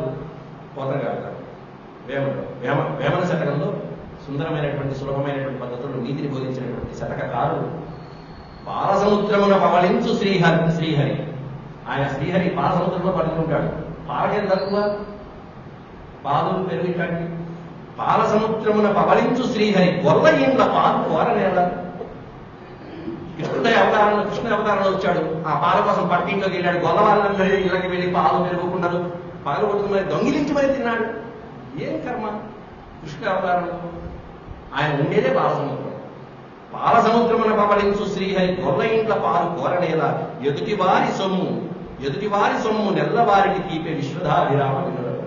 ఏమిటంటే పొరిగింటి పుల్లకూర, అంతే, ఏమి లేదు. మనం అనుకునేది ఈయన బాలసముద్రంలో ఉన్నా కూడా పక్క వాళ్ళ పాలు బాగుంటాయి, అక్కడ తీసుకోవాలి, కాకుండా పోదు. అంత సులభమైనటువంటిది. ఈ ఆలకించుకుని ఒక్కసారిగా ఆ విష్ణుమూర్తి లక్ష్మీదేవితో సరసాలాడుతున్నప్పటికీ కూడా భక్తుడి యొక్క అద్భుతమైనటువంటి ఆ కఠినమైనటువంటి సన్నివేశాన్ని ఆలకించి వెంటనే లేచి వెళ్ళిపోతున్నాడు. ఈ పద్యం మీ అందరికీ తెలిసిన పద్యమే. సిరికించెప్పడు శంఖ చక్రయుగము చేదోయి సంధింపడే పరివారంబును చీరడ భ్రగపతింపన్నింపడా కర్ణికాంతరత్థం మిల్లము చక్కనొత్తడు వివాద ప్రోత్థిత శ్రీ కుచో పరిచ్ఛేలాంచలమైన వీడడు గజ ప్రాణ అవనోత్సాహి. గజప్రాణాన్ని రక్షించాలనేటువంటి ఆతృతలో, ఉత్సాహంలో లక్ష్మీదేవి యొక్క ఆ వేలు చుట్టుకున్నటువంటి ఆవిడ యొక్క చీర పొంగు ముడి కూడా వదిలిపెట్టకుండా పరిగెడుతున్నాడు. సిరికించెప్పడు. లక్ష్మీదేవి కూడా చెప్పలే ఎక్కడికి వెళ్తున్నాడు, ఏ పని మీద వెళ్తున్నాడు. ఇల్లానికి చెప్పి వెళ్ళాలి కదా, బయట జాగ్రత్త చూసుకున్నాను, నేను తప్పేసుకుని వెళ్తున్నాను, ఏదో చెప్పాలి ఎక్కడికి వెళ్తున్నాను, ఎప్పుడు వస్తాడు. సిరికించెప్పడు శంఖ చక్రయుగము చేదోయి సంధింపడు. శంఖము చక్రము గదా కట్టము ఏమి ధరించలా, పరిగెడుతున్నాడు. ఏ పరివారం చేరుడు, పరివారం ఏమీ తీసుకుపెట్టదా. ఈ పద్యం అయిపోగానే పోనీ తన యొక్క అందమైనటువంటి ముంగురుని సాధిస్తున్నాడు అంటే ఇక్కడ దాకా ఉదాహరణ మీద దాకా ఉన్నటువంటి ఆ గిరిజాల జుట్టు, ఒప్పుల జుట్టు అద్భుతమైనటువంటి దాన్ని కూడా ముడి వేసుకోవాలి, పరిగెడుతున్నాడు. ఈ పద్యం అవ్వగానే శ్రీనాథుడు, పోతన శ్రీనాథుడు నిన్న పణిశంకర గారితో ప్రయాణిస్తూ ఇదే మాట్లాడుతున్నారు. వారిద్దరి మధ్యలో అద్భుతమైనటువంటి చర్చలు ఉన్నాయి. పోతన శ్రీనాథుడు ఇద్దరు బావన్నారు. వారిద్దరి మధ్యలో ఇలాంటి రసవత్తరమైనటువంటి కావ్యాల చర్చ, పద్యాలతో పోట్లాట ఎన్నో సందర్భాల్లో జరిగింది. దాంట్లో ఒకటి ఈ పద్యం దగ్గర జరిగింది. ఈ పద్యం వినగానే బావ ఏం పద్యం రాశాడంటే ఈ పద్యం చదివి వినిపించాడు. సిరికి చెప్పడం అంటే బావ ఈ పద్యం రాశాడు బాగుందా అన్నాడు. పోతన గారు ఎంత సాధారణమైనటువంటి జీవితమో దానికి భిన్నమైనటువంటి జీవితం శ్రీనాథుడు. రెడ్డి రాజుల ఆస్థానంలో కవి. ఈయన రాజులొద్దు, రాజ్యాలు వద్దు, భగవంతుడే చాలు అనుకున్నటువంటి వాడు. అట్లాంటిది ఈ పద్యం వినగానే శ్రీనాథుడు కాస్త ఎగతాళి చేశాడు. ఏం బాబా మధ్యాహ్నం బుద్ధిందా లేదా, ఏమిటి పద్యం, ఏమైనా అర్థం ఉందా లేదా, ఏమిటి ఇట్టా రాశాడు. చంపవలసింది దేని అక్కడ, మకరాన్ని చంపాలి. మామూలు మకరం కాదు, మకర రాజు. అట్లాంటి మకరేంద్రుడిని సంహరించాలంటే, తీసుకువెళ్ళిన తర్వాత అక్కడ సంహరించాలంటే ఏదో ఒక ఆయుధం ఉండాలా లేదా. ఏ ఆయుధం అక్కడ శంఖ చక్రయుగం చేదో ఈ సంధ్యం లేదని నువ్వు స్పష్టంగా చెప్పావు. పైగా ఏ ఆయుధాలు తీసుకోకుండా పరిగెత్తాడు. పోనీ పరివారం ఏమంటారు, మీరు కొట్టండి నేను ఇక్కడే ఉంటాను, పరివారం కూడా తీసుకువెళ్తారు. ఏ పరివారం లేదు, ఆయుధాలు లేవు. అక్కడికి వెళ్ళిన తర్వాత అప్పుడేం చూసుకుంటాడు విష్ణు, పాపం ఏదో ఒకటి చేతిలో పెట్టు అన్నాడు. ఏం పెట్టాలి చేతిలో? పరమే విష్ణుమూర్తికి. శ్రీనాథుడు తొందర పోతనామాచుడి యొక్క సహజమైనటువంటి పాండిత్యాన్ని అర్థం చేసుకోలేని స్థాయి శ్రీనాథుడు. ఆ పోతనామాచుడి స్థాయి ఎవరికి అందుతుంది? కవి హృదయం ఎవరి వల్ల అవుతుంది? బాబైన శ్రీనాథుడికి, మహాకవి అయినటువంటి శ్రీనాథుడి వల్ల కూడా కాలేదు. ఆయన ఏదో ఆ సమయానికి సంతృప్తి పరచడానికి ప్రయత్నించాడు కానీ శ్రీనాథుడు ఇవన్నీ చెప్పినా నాకేం నచ్చలేదు బాబా అన్నాడు. ఆ రోజు నాకు సరే పొద్దుకు మీరు పడుకోవయ్యా అన్నాడు. భోజనం చేసి ఇద్దరు పడుకున్నాడు. చెల్లెలి చేతి పడుతున్నాడు, శ్రీనాథుడు హాయిగా పడుకున్నాడు. శ్రీనాథుడు ఒక పక్కన, శ్రీనాథుడి యొక్క పిల్లాడు కూడా పడుకున్నాడు పక్కన. పిల్లాడు కూడా పడుకున్నాడు. అయితే శ్రీనాథుడు తెల్లవారింది. బ్రహ్మముహూర్తానికి పోతనామాచుడు లేచాడు. బ్రహ్మముహూర్తం సూర్యోదయానికి 96 నిమిషాల ముందు బ్రహ్మముహూర్తం అంట. ఆ బ్రహ్మముహూర్తానికి లేచాడు. స్నానాధికారులు సంధ్యాదనాలు చేసుకుంటున్నాడు. చూస్తే శ్రీనాథుడు ఇంకా నిద్రపోతూ ఉన్నాడు. ఆ సమయానికి పోతన గారు లేచి కూర్చున్నారు. అయితే నిన్న పచ్చని సందేహం అడిగింది, ఇంకా మనసులో మెదిలింది ఆయనకి, పోతన గారు. ఆ సందేహం ఎవరికి ఇప్పుడు చేద్దాం అనిపించింది పోతన గారికి. ఏం చేశాట, పక్కన నిద్రపోతున్నటువంటి శ్రీనాథుడి పిల్లవాడిని తీసుకెళ్ళిపోయాడు పోతన గారు. శ్రీనాథుడి పిల్లవాడిని నిద్రపోతుంటే ఆ పిల్లవాడిని తీసుకుని పక్కకి వెళ్ళిపోయాడు శ్రీనాథుడు. పోతన గారు వెళ్ళిపోయి పెరట్లో ఉన్నటువంటి బావిలో పడేశాడు. పెరట్లో ఉన్న బావిలో పడేసి అక్కడి నుంచి అరవడం మొదలుపెట్టాడు. బావా బావా శ్రీనాథ ఎంతో పిల్లాడు బావిలో పడ్డాడు, పిల్లాడు బావిలో పడ్డాడు అనేటప్పటికీ ఆ సమయంలో నిద్ర నుంచి ఒక్కసారి మేలుకున్నటువంటి శ్రీనాథుడు ఉలిక్కిపడి లేచి ఒకటే వినిపించింది. ఏమిటంటే పిల్లాడు బావి, పిల్లాడు బావి, బావి పిల్లాడు, ఇవే వినిపించాయి. నిన్న మనం చెప్పుకున్నాం విష్ణుమూర్తికి ఏం వినిపించాయి? మత్తేహం మత్తేహం మత్తేహం మత్తేహం 7 మధ్య బాగా కొట్టాడు వరుసగా పోతన గారు. ఆ మహావిష్ణువు ఈ మహాకవి ఇద్దరికి సారూప్యం అయిపోయింది. మత్తేహం యొక్క ఇబ్బంది కనుకొని అద్భుతమైన ఆ శ్రీ మహావిష్ణువు మనసులో అదే మెదిలింది, మత్తేహాన్ని రక్షించాలి. ఇక్కడ కూడా అదే. శ్రీనాథుడి పరిస్థితి ఎట్లా ఉందంటే అబ్బాయి కుమారుడు ఆ పుత్రుడు బావిలో పడ్డాడు. ఇదే వెలిగించి పరిగెత్తాడండి. ఆ కరెక్ట్లోకి పరిగెత్తి లోపల చూస్తే నీళ్లు కదులుతున్నాయి. అయ్యో ఇంకేమో పిల్లాడు బావిలో పడ్డాడు అయ్యో అని చెప్పి పంచ పైకెత్తి దూకడానికి ప్రయత్నించాడు శ్రీనాథుడు. అక్కడ బావిలో దూకపోతుంటే బడకలు పట్టుకున్నాడు పోతన గారు. బాబా ఏమిటి నువ్వు ఏమిటి ఈ సాహసం ఏమిటి అని చెప్పంటే, ముందు బాబా బావిలో పిల్లాడు పడిపోయాడు, రక్షించాలి, ప్రాణాలు పోతాయి. అది సరే బాబా, నేను స్పష్టంగా చెప్పాను కదా, నీకు వినిపించిందా లేదా? పిల్లాడు బావిలో పడ్డాడని వినిపించింది బాబా, అందుకే వచ్చాడు. మరి బావిలో పడిన పిల్లాడిని తీయాలంటే ఏముంటారు చేతిలో? ఏం పట్టుకున్నావు నువ్వు? ఏముంటారు చేతిలో? కాబట్టి ఆ బావిలోంచి నీళ్ళలో పడిన వాడిని తీయాలంటే ఓ నిచ్చెను, ఓ గేలము, ఓ తాడు, ఓ బకెట్ ఏదో ఒకటి ఉండాలి లేదా? మరి ఏ ఆయుధం పట్టకుండా ఊరికే పరిగెత్తుకుంటూ వచ్చి నువ్వు ఎలా తీస్తావు చెప్పు బాబా? అమ్మ బాబా అర్థమైంది శ్రీనాథుడి. రాత్రి ఆ సమస్యకి పరిష్కారం లభించేది. ఓహో, అంటే బావిలో పిల్లవాడు పడిపోతే చెప్పినా కూడా, పోతనామాచుడు చెప్పినా కూడా ఏ ఆయుధము తీసుకురాకుండా వచ్చి ఉత్త చేతులతో వచ్చినటువంటి శ్రీనాథుడు బావి దగ్గరికి వచ్చి దూకడానికి ప్రయత్నించాడు. పోతనామాచుడు ఆపి, పిల్లాడు బావిలో పడిపోతే నువ్వు ఎలా తీయాలి? చేతులతో ఉత్త చేతులతో వచ్చావు. అట్లాగే ఒక తండ్రి యొక్క ఆవేదన, బిడ్డ కింద పడిపోతే తండ్రి ఎలా పరిగెత్తాడు? అయ్యో పడిపోయాడా, ముందు బ్యాండేడ్ తీసుకొస్తాను, ముందు బ్యాండేడ్కి వెళ్తాడా లేకపోతే ఇంకో దానికి వెళ్తాడా? ముందు పరిగెత్తుకుంటూ వెళ్ళి పిల్లాన్ని పైకి లేపాలి. అలా ఒక తండ్రి సహజమైనటువంటి తండ్రి పడేటువంటి ఆవేదన స్థితిని అక్కడ పోతనామాచుడు విష్ణుమూర్తికి ఆపాదించాడు. అందువల్ల సహజమైనటువంటి కవిత పోతన గారు. బిడ్డకి విష్ణుమూర్తికి సమస్తమైనటువంటి ప్రాణికోటి బిడ్డలే, మానవులు ఒకళ్ళే కాదు. సమస్తమైన ప్రాణికోటి తన కన్న బిడ్డలతో సమానం. ఒక కన్న బిడ్డ అది ఏ ప్రాణి అయినా సరే దానికి ఏదైనా అపకారం కలిగిందంటే ఆ తండ్రి పడేటువంటి ఆవేదనని సహజమైనటువంటి స్థితిలో చూపించాడు శ్రీనాథుడికి. అప్పుడు అంత ప్రాక్టికల్ గా చూపిస్తే శ్రీనాథుడికి అర్థమైంది పోతన గారి యొక్క సహజమైనటువంటి పాండిత్య శైలి హృదయం, కవి హృదయం లేదు. అది పోతన యొక్క స్థాయి. ఈ ధనాన్ని నమ్ముకునేటువంటి శ్రీనాథుడు లాంటి వాళ్ళకి కూడా అర్థం కాదు అది. అందువల్ల ఇదంతా కూడా మనకి అప్రస్తుతమైన కూడా శ్లోకం, ఆ పద్యం యొక్క వివరణ, దాని యొక్క ముఖ్యమైనటువంటి అంశాన్ని నేను ప్రస్తావిస్తున్నాను. అక్కడ అలవైకుంఠపురం అనేటువంటి పద్యం ఎంత గొప్పదో, సిరిగించెప్పడం అనేటువంటి దాంట్లో ఎవరికి చెప్పకుండా వెళ్ళాడంటే దాని అర్థం ఏంటంటే ఒక తండ్రి పడేటువంటి ఆవేదన బిడ్డ పట్ల ఎలా ఉంటుంది అనేటువంటి. మనం మన పిల్లల పట్ల ఎంత ఆవేదనగా ఉంటామండి, దూరంగా ఉంటే పిల్లలు రోజు ఫోన్లో మాట్లాడింది ఇప్పుడంటే ఏదో వాట్సాప్లో వీడియో చూస్తున్నాం. వాళ్ళకి ఏదైనా జరిగిందంటే కాస్త ఒంట్లో బాగాలేదంటే ఎంత ఆదుర్దా పడతాం.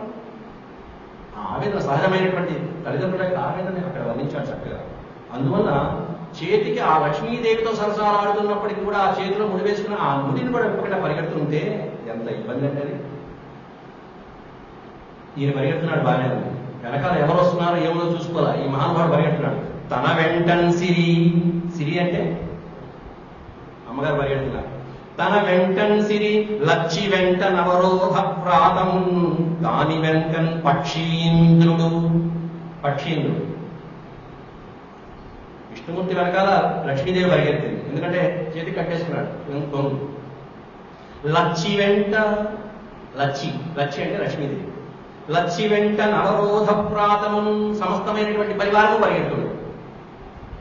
అంతకంటే వాళ్ళ వెనక దాని వెనకన్ పక్షీంద్రుడు, వాహనం గరుత్మంతుడు పక్షీంద్రుడు.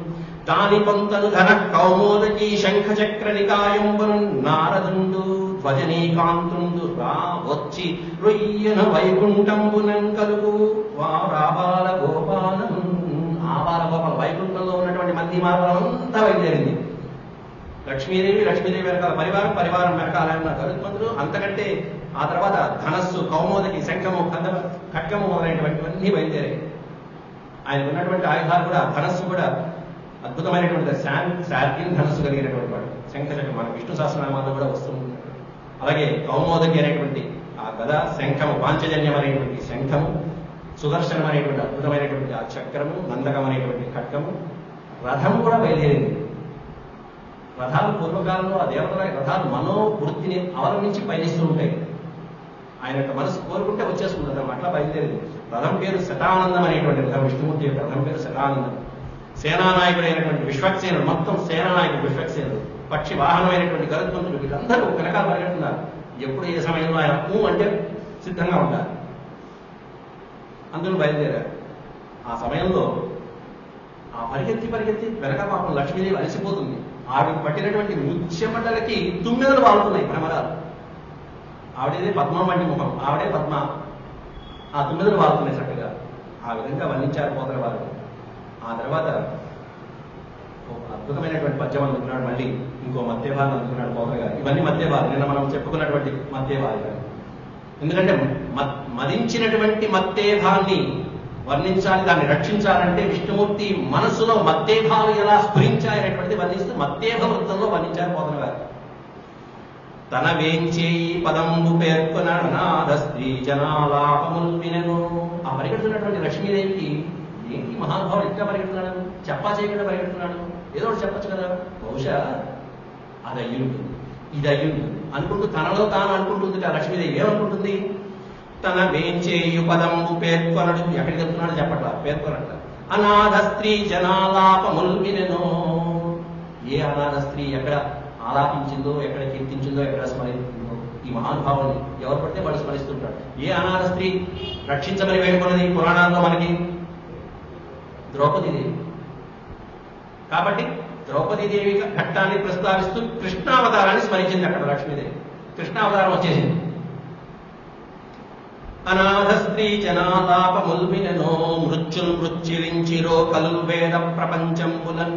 మృత్యుల్ మృత్యులించిరో సోమకాసురుడు, హిరణ్యాక్షుడు మొదలైనటువంటి అసురుడు కొంతమంది భూలోకాన్ని నాశనం చేస్తాను, వేదాలను అపహరిస్తానని చెప్పి రకరకాలైనటువంటి ఇబ్బందులు పెట్టినటువంటి ఘటనలు ఉన్నాయి.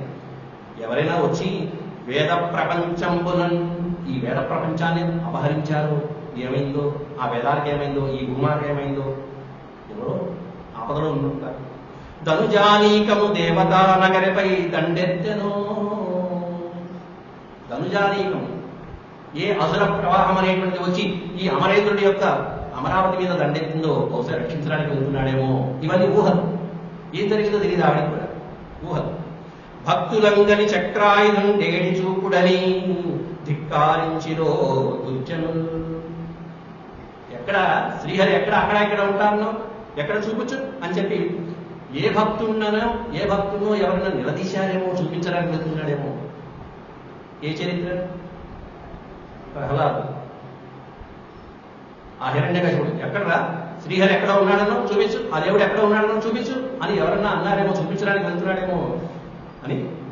ధనుజానీకము దేవతా నగరిపై దండెత్తును భక్తులంగని చక్రాయుధుండి ఏడి ఎక్కడ అని చూపుడని ధిక్కారించెరో దుర్జనులు అంటూ సమస్తమైనటువంటి ఆ అవతారాల యొక్క ప్రాముఖ్యాన్ని లక్ష్మీదేవి భావించుకుంది. అంటే ఆవిడ చూడండి, భగవంతుడి గురించి ఎప్పుడైనా ఆలోచించుకోవాలంటే ఈ విధమైనటువంటి స్మరణ ఉండాలి. ఆయన యొక్క అద్భుతమైనటువంటి అవతారాలు, ఆయన లీలలు ఈ విధంగా మనం స్మరణ చేసుకుంటూ ఉంటే చాలా ఇంకేమక్కల్లా, మనం ఏ స్తోత్రాలు చదవక్కల్లా, ఏమి పఠించక్కల్లా, కూర్చుని వినడము, స్మరణం నవవిధ భక్తి మార్గాలే. ఈ విధంగా అనుకుంటూ మధ్యలో పోనీ ముందుకెళ్ళి అడుగుదామా, ఏమిటయ్యా పరిగెడుతున్నావు, ఎక్కడికి వెళ్తున్నావు అని అడుగుదామా, అమ్మో అడిగితే ఏమవుతుందో సందేహం. మళ్ళీ లక్ష్మీదేవి అడుగుదామా అనుకుంది, వెనకాల పరివారం ఉంది, అయినా అడిగే ధైర్యం ఉంది. భార్య అడగచ్చు. అడిగేదన్నని కడుబడిజను అడిగినదను మగుడ నొటగడని నడయుడుగను వెడబెడ సిడిముడి తడబడ నడయుడు నడగడతో చెడమని నడగిడు నడరు. ఈ డకార ప్రాసన మనం చెప్పుకున్నాం. ఈ డకారం ఏమిటంటే ఈ వింటుంటే, ఆ పచ్చం వింటుంటేనే లోపల ఏదో గడబెడ అడిగేదన్నని కడుబెడు జను. పోనీ అడుగుదామని చెప్పి ఒక అడుగు ముందుకేసి అడుగుదామనుకుంటే, అడిగిన తన మగుడు ఉడకటని, తన మగడు నీకెందుకు వెనకాలు అని చెప్పి అంటాడేమో, చెప్తాడో చెప్పడు, ఆయన ఏదో ముఖ్యమైనటువంటి విషయం మీద వెళ్తున్నాడేమో, ఆ మగడు చెప్తాడో లేదో అనేటువంటి సందేహం కలిగింది. నడయుడుగన్ వెడబెడ సిడిముడి తడబడ, అడుగుదామని ముందుకెళ్ళడం ఆగిపోవడం, మళ్ళీ వెనకడిగాడు. వెడబెడ సిడిముడి తడబడం అడుగులో యొక్క తడబాటు. ఆ తడబాటులో అడుగుదామో వద్దో అనే సంశయంలో ఉంది లక్ష్మీదేవి యొక్క పరిస్థితి అంటూ వర్ణించాడు అక్కడ పోతరామాచార్యుడు. ఇట్లా విష్ణుమూర్తి యొక్క ఆలోచన ఎలా ఉంది, లక్ష్మీదేవి యొక్క ఆలోచనలు ఎలా ఉన్నాయని భగవంతుడి యొక్క ఆలోచనలు రాయాలంటే కవి ఎంతటి సమర్థులై ఉండాలండి. అట్లాంటి విధంగా రాశాడు. అయితే ఇలా వీళ్ళందరూ వస్తున్నారని విష్ణుమూర్తికి తెలియదా అండి? ఇంతమంది వస్తున్నారు వెనకాల, కాస్త ఆగి ఒకసారి పరివారం కూడా తీసుకుని వెళ్దాం అని చెప్పి విష్ణుమూర్తికి తెలియదా? తెలిసే వెళ్ళాడని చెప్పుకోవాలి అక్కడ, తెలియకుండా కాదు, తెలిసే వెళ్ళాడు అక్కడ, అలా పరిగెత్తాడు. తాను చేసేటువంటి ఘనకార్యము భార్య చూడాలి, ఆవిడ చూసి కాస్త వేష్ బాగా చేసేవారు అని చెప్పి మనకి తెచ్చుకుంటే ఆ స్థితి లేదు. ఇలా అనుకునే గజేంద్రుడు పాపం వెళ్ళాడు. పాపం గజేంద్రుడు కాబట్టి బోల్తా పడ్డాడు. ఎందుకంటే అప్పటికి ఇంకా సాధనలో లేడు ఆ గజేంద్రుడు. ఇప్పుడు భక్తుడయ్యాడు, శరణు వేడాడు. ఇప్పుడు ఆ స్వామి రావాలి కాబట్టి ఆ లక్ష్మీదేవి చూడాలి. లేకపోతే ఇంట్లోనే కూర్చుంటుంది, అంతసేపు ఆ శేషబాంబు పైన కూర్చుంటుంది. అందుకని పరివారం కూడా తీసుకెళ్ళాడు. ఈయన యొక్క సాహసమైన కొంచెం బాగా చేశాడు. ఈ విధమైనటువంటి అద్భుతమైనటువంటి ఈ శ్లోకంలో ఉన్న విశేషం ఏంటంటే, పోతన గారి యొక్క శైలి, తెలుగులో ఈ ఛందస్సులు గణాలు తెలిసినటువంటి వాడు బాగా తెలుస్తాయి. అన్ని కూడా లఘువులు ప్రయోగించాడు. గురు లఘువులు అంటారు మామూలుగా, హ్రస్వదీర్థాలు మొదలైనటువంటి వాడు. దీన్ని సర్వలఘు కంద పద్యం అంటారు. ఈ పద్యం యొక్క విశేషం అది, సర్వలఘు కందం. సమస్తమైనటువంటి అక్షరాలు లఘువులోనే ప్రయోగించుకుంటూ వెళ్ళిపోతారు. తెలుగు భాష తెలియకపోయినా ఆ పద్యం విన్నారు అంటే చాలు, ఆ తెలియనటువంటి వాళ్ళకు కూడా ఈ పద్యంలో ఏదో ఈ డకార పునరుక్తి మాటికి రావడం వల్ల ఏదో హడావిడి ఉంది మొత్తానికి అనేటువంటి విషయం అర్థమైపోతుంది. తెలుగు అర్థం కాని వాళ్ళకు కూడా వింటే చాలు ఏదో హడావిడి జరుగుతుంది ఇక్కడ అనేటువంటిది అర్థమైపోతుంది. ఆ హడావిడి డకార ప్రాస. అడి ఎదీ మొత్తం దాదాపుగా 23 డకారాలు ఉన్నాయి ఈ పద్యం. చిన్న పద్యమే, 23 డకారాలు. వెళ్ళాడు. ఆ తర్వాత ఈయన వెళ్తూ పరివారం కూడా వెనకాల వెళ్తూ ఉంటే దేవదేవతలందరూ కూడా చూసి అబ్బురు పడిపోయారు. వస్తున్నాడు మన నాయకుడు, ఆ గజేంద్రుడిని రక్షించడానికి స్వామి కదిలించారు, భక్తుల్ని రక్షించాలని స్వామి ముందుంటారు అని చెప్పి దేవదేవతలందరూ ప్రార్థిస్తున్నారు అక్కడ. ఇప్పుడు చెప్పబోయే పద్యంలో, పూర్వకాలంలో మనం ఈ పద్యంలో ద్వాదశాక్షరి మంత్రం ఉంది. ఓం నమో నారాయణాయ అనే ద్వాదశాక్షరి మంత్రాన్ని నిబద్ధించాడు పోతరామాచార్యుడు. పూర్వకాలంలో మీరు సౌందర్యలహరి చూడండి, శివానందలహరి చూడండి, కొంతమంది ఉపాసన చేసుకుని ఆ మంత్రాన్ని పునరుక్తిగా చక్కగా ఉపాసన చేసుకునేటువంటి సాధకులకు అత్యద్భుతమైనటువంటి ఫలితాలు ఉన్నాయి. ఉపాసన లేదు, గురువుల ఉపదేశం లేదు, భర్త దగ్గర పొందాలి, భర్త లేడు, భర్త చేసుకోలేదు, భర్త కూడా ఉపదేశం పొందే అర్హత లేదు. అలాంటప్పుడు ఏం చేయాలంటే, అందుకోసం అని చెప్పి వేదాల స్థాయి నుంచి మన వాళ్ళు చక్కగా పురాణాలు, కావ్యాలు అందించారు. ఈ కావ్యాలలో ఉన్నటువంటి స్తోత్రాలు చదువుకుంటే చాలు. శంకరాచార్య వారు అట్లాంటి స్తోత్రాలు ఎన్ని అందించారు మహానుభావుడు జగద్గురు శంకరాచార్య వారు. ఆ స్తోత్రాలు చదువుకుంటే మనకి తెలియనటువంటి బీజాక్షరాల యొక్క పునరుక్తి వల్ల ఆ మంత్రం చదివితే ఎంత ఫలితం వస్తుందో అంత ఫలితం ఈ శ్లోకాలు చదువుకుంటే వస్తుంది. ఈ స్తోత్రాలు చదువుకుంటే వస్తుంది. ఏకలవ్యుడు అలాగే సాధన చేసింది. అద్భుతంగా ముక్కూడగా ఆ ద్రోణాచార్యుని మనసులో స్థాపన చేసుకుని ఒక బలేశుడు కూడా అద్భుతమైనటువంటి ప్రతిభను పొందాడు ఏకలవ్యుడు. తెలిసి తెలియకపోయినా అజ్ఞానుడైనప్పటికీ కూడా భగవంతుడు కరుణిస్తాడు. ఎప్పుడంటే ఇదిగో ఈ విధంగా. కాబట్టి మంత్రము మనకి ఉపాసన లేదు అనుకోకల్లా ఈ స్తోత్రాన్ని నీకు తెలిసినంత వరకు సాధన చేసుకుంటూ వెళ్ళిపోతే చాలు. దేవతలందరూ కూడా కీర్తిస్తున్నారు అక్కడ. చనుదెంచన్ ఘనుడల్ల వాడే చనుదెంచన్ మన నాయకుడు బయలుదేరాడు, విష్ణుమూర్తి బయలుదేరాడు. చనుదెంచన్ ఘనుడల్ల వాడే హరిపద్యం కంటిరే లక్ష్మి శంఖ నినాదం వదే. అదిగో లక్ష్మీదేవి, అదిగో శంఖం, ఇదిగో పాంచజన్యం అంటూ వాళ్ళు చూసుకుని ఒక్కొక్కడు పక్క వాళ్ళు చూపిస్తున్నారు దేవదేవ. స్వామి చూశారా, ఇట్లా వెళ్తున్నాడు చూశారా పరిగెత్తు. చనుదెంచన్ ఘనుడల్ల వాడే హరిపద్యం కంటిరే లక్ష్మి. ఆ హరిని అనుసరిస్తున్న లక్ష్మీదేవి. శంఖం శంఖ నినాదం వదే చక్రమల్లదే భుజంగధ్వంసియున్. భుజంగధ్వంసి, భుజంగాన్ని ధ్వంసం చేసేవాడు ఎవరు? సర్పాలని నాశనం చేసేవాడు గరుత్మంతుడు. భుజంగధ్వంసియున్ వాడే, అదో గరుత్మంతుడు కూడా ఉన్నాడు పక్కన. క్రన్నన నేతించినటంచు వేల్పుల్ నమో నారాయణాయేది పెట్టేశారు. మొత్తం ఎక్కడ విభజన కూడా లేకుండా పెట్టేశారు. అట్లాంటి స్వామిని దేవతలందరూ నమో నారాయణాయేది నిశ్వనులై మొక్కిరి మింట హస్తి దురవస్థాక్రికిం చక్రికిం. ఆ హస్తి యొక్క దురవస్థను చూసి ఈ చక్రి ఎలా పరిగెడుతున్నాడో వర్ణించుకుంటూ దేవదేవతలందరూ దండం పెట్టుకుంటున్న సన్నివేశాన్ని వర్ణించాడు అక్కడ. అద్భుతమైన సన్నివేశం. అయితే ఆ గజరాజు కష్టాన్ని తొలగడానికి ఇక స్వామి చూశారు, నిశ్చయించుకున్నారు కాబట్టి వెంటనే దర్శనాన్ని వదిలేశారు. సుదర్శన చక్రాన్ని వదిలేశారు. ఆ సుదర్శన చక్రం అదృష్టం ఏంటంటే దాని అదృష్టం కాదు, దాన్ని ఎవరు చూసినా మోక్షమే, అది ఎవరిని చూసినా మోక్షమే. అది ఒకరిని చూసింది అంటే ఇక అంతే వాడి పని. కాబట్టి భగవంతుడి చేతి నుంచి విడబడినటువంటి అస్త్రం కాబట్టి సుదర్శన చక్రాయుధంతో కొట్టబడిన వాడు ఎవరైనా సరే మోక్షమే. అసలు ఆ సుదర్శన చక్రాన్ని చూశాడు అంటే వాడు ఎంత యోగ సాధకుడై ఉంటాడు కాబట్టి వాడికి మోక్షమే. దాన్ని మనం చూసినా మోక్షమే, అది మనం చూసినా మోక్షమే అట్లా. కాబట్టి ఆ దయాసముద్రుడైనటువంటి ఆ స్వామి ఆ ముసలిని సంహరించి గజేంద్రుణ్ణి రక్షించడానికి సుదర్శన చక్రాయుధాన్ని వదలటం జరిగింది. ఆ వచ్చినటువంటి ఆ సుదర్శన చక్రం అగ్నికణాలతో ఆకాశ వలయాన్ని ధిక్కరిస్తూ ఛేదించుకుంటూ పెక్కు బ్రహ్మాండాల యొక్క కాంతితో గరిజిమ్ముతూ ఆ సుదర్శన చక్రం తకమని అత్యంత వేగంగా వస్తున్నది మకరాన్ని సంహరించడానికి, మకరేంద్రుని కొట్టడానికి. ఎంత పార్షియాలిటీ అండి! ఏ మకరాన్ని చంపేసేయాలి, ఏం తప్పు చేశాడు, అంత ఏం తప్పు చేశాడు అనేది మరి చివరిలో మనం చూద్దాం. కాస్త ఏదైనా శిక్షించడం ఏదో వదిలిపెట్టే ఉపాయాలు చూడగానే మళ్ళీ సంహరించేయడమేనా, ఇంకేం ఉపాయం లేదా విష్ణువుకి, అది కూడా చూద్దాం. తర్వాత ఆ విష్ణువు పంపించినటువంటి ఆ చక్రాయుధం అనేటువంటి ఆ సరస్సులో చక్కగా కొత్త పద్మాలని కౌగలించుకోవడానికి వెళ్తున్నటువంటి సూర్యబింబం వలె ఉన్నది. సూర్యబింబం రాగానే పద్మాలు పిచ్చుకుంటాయి. ఆ సుదర్శనుడు రాగానే ఇక్కడ అద్భుతమైనటువంటి పద్మాలు అనేటువంటి సరోవరంలో పద్మాలు వికసిస్తున్నట్టుగా ఉన్నాయని వర్ణించారు అక్కడ. ఆ చక్రాయుధం దిగ్గున పోయి భయంకరమైనటువంటి ఆ ముసలి యొక్క తల తెగ నరికి పారేసింది ఆ సుదర్శన చక్రం. మేరు పర్వతం అంతటి ఆకారం కలిగినటువంటి ఆ మకరం కాస్త ఒక్కసారిగా ఆ సుదర్శన చక్రంతో శరీరం ఖండాలైపోయి రక్తధారాలతో రుచి చూసి చివరికి మకరేంద్రుడు కాస్త అలసట లేకుండా సులభమైనటువంటి గెలుపు పొందాడు. శ్రీ మహావిష్ణువు పక్కన మకరం కాస్త ముక్తిని పొందింది, అద్భుతమైనటువంటి మోక్షాన్ని పొందింది సుదర్శన చక్రం.